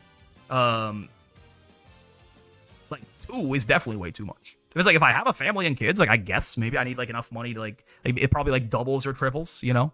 Like the like, okay, I never have to do anything ever again for the rest of my life money probably goes up to like 6 or 7. Ha ha ha. Still so much under what we're talking about. $1 billion is not even greed. You really have to be trolling to lose that kind of money. I mean, I don't fucking know, man. Anyway, that's enough LARPing. Dreaming about what would happen if I had $1 million. Who knows, man? Maybe one day.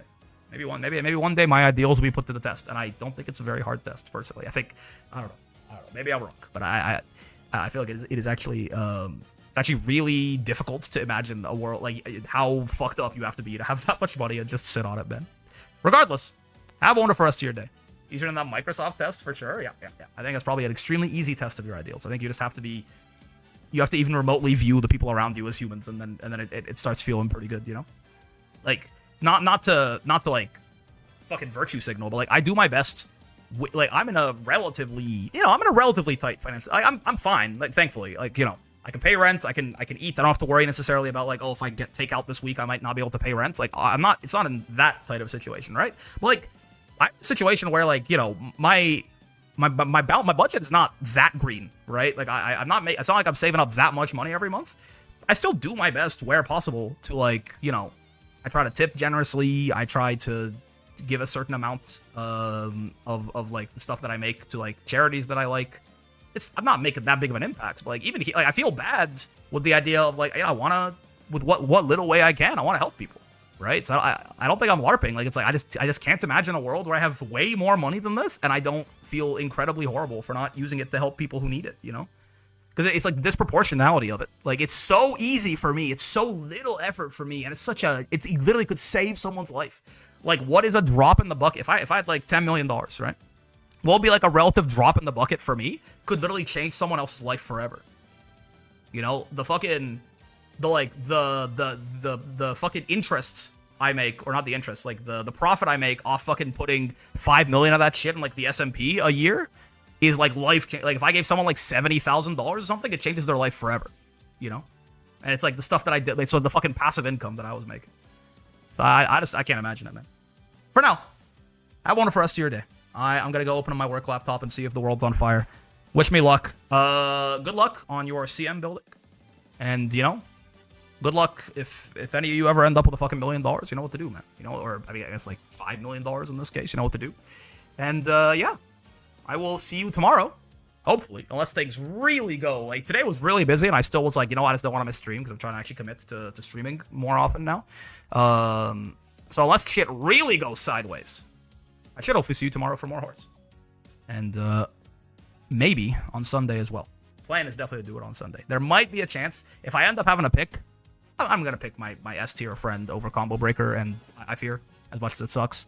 But hopefully, I can make both work depending on timing. Anyways, I'll see you tomorrow. Peace.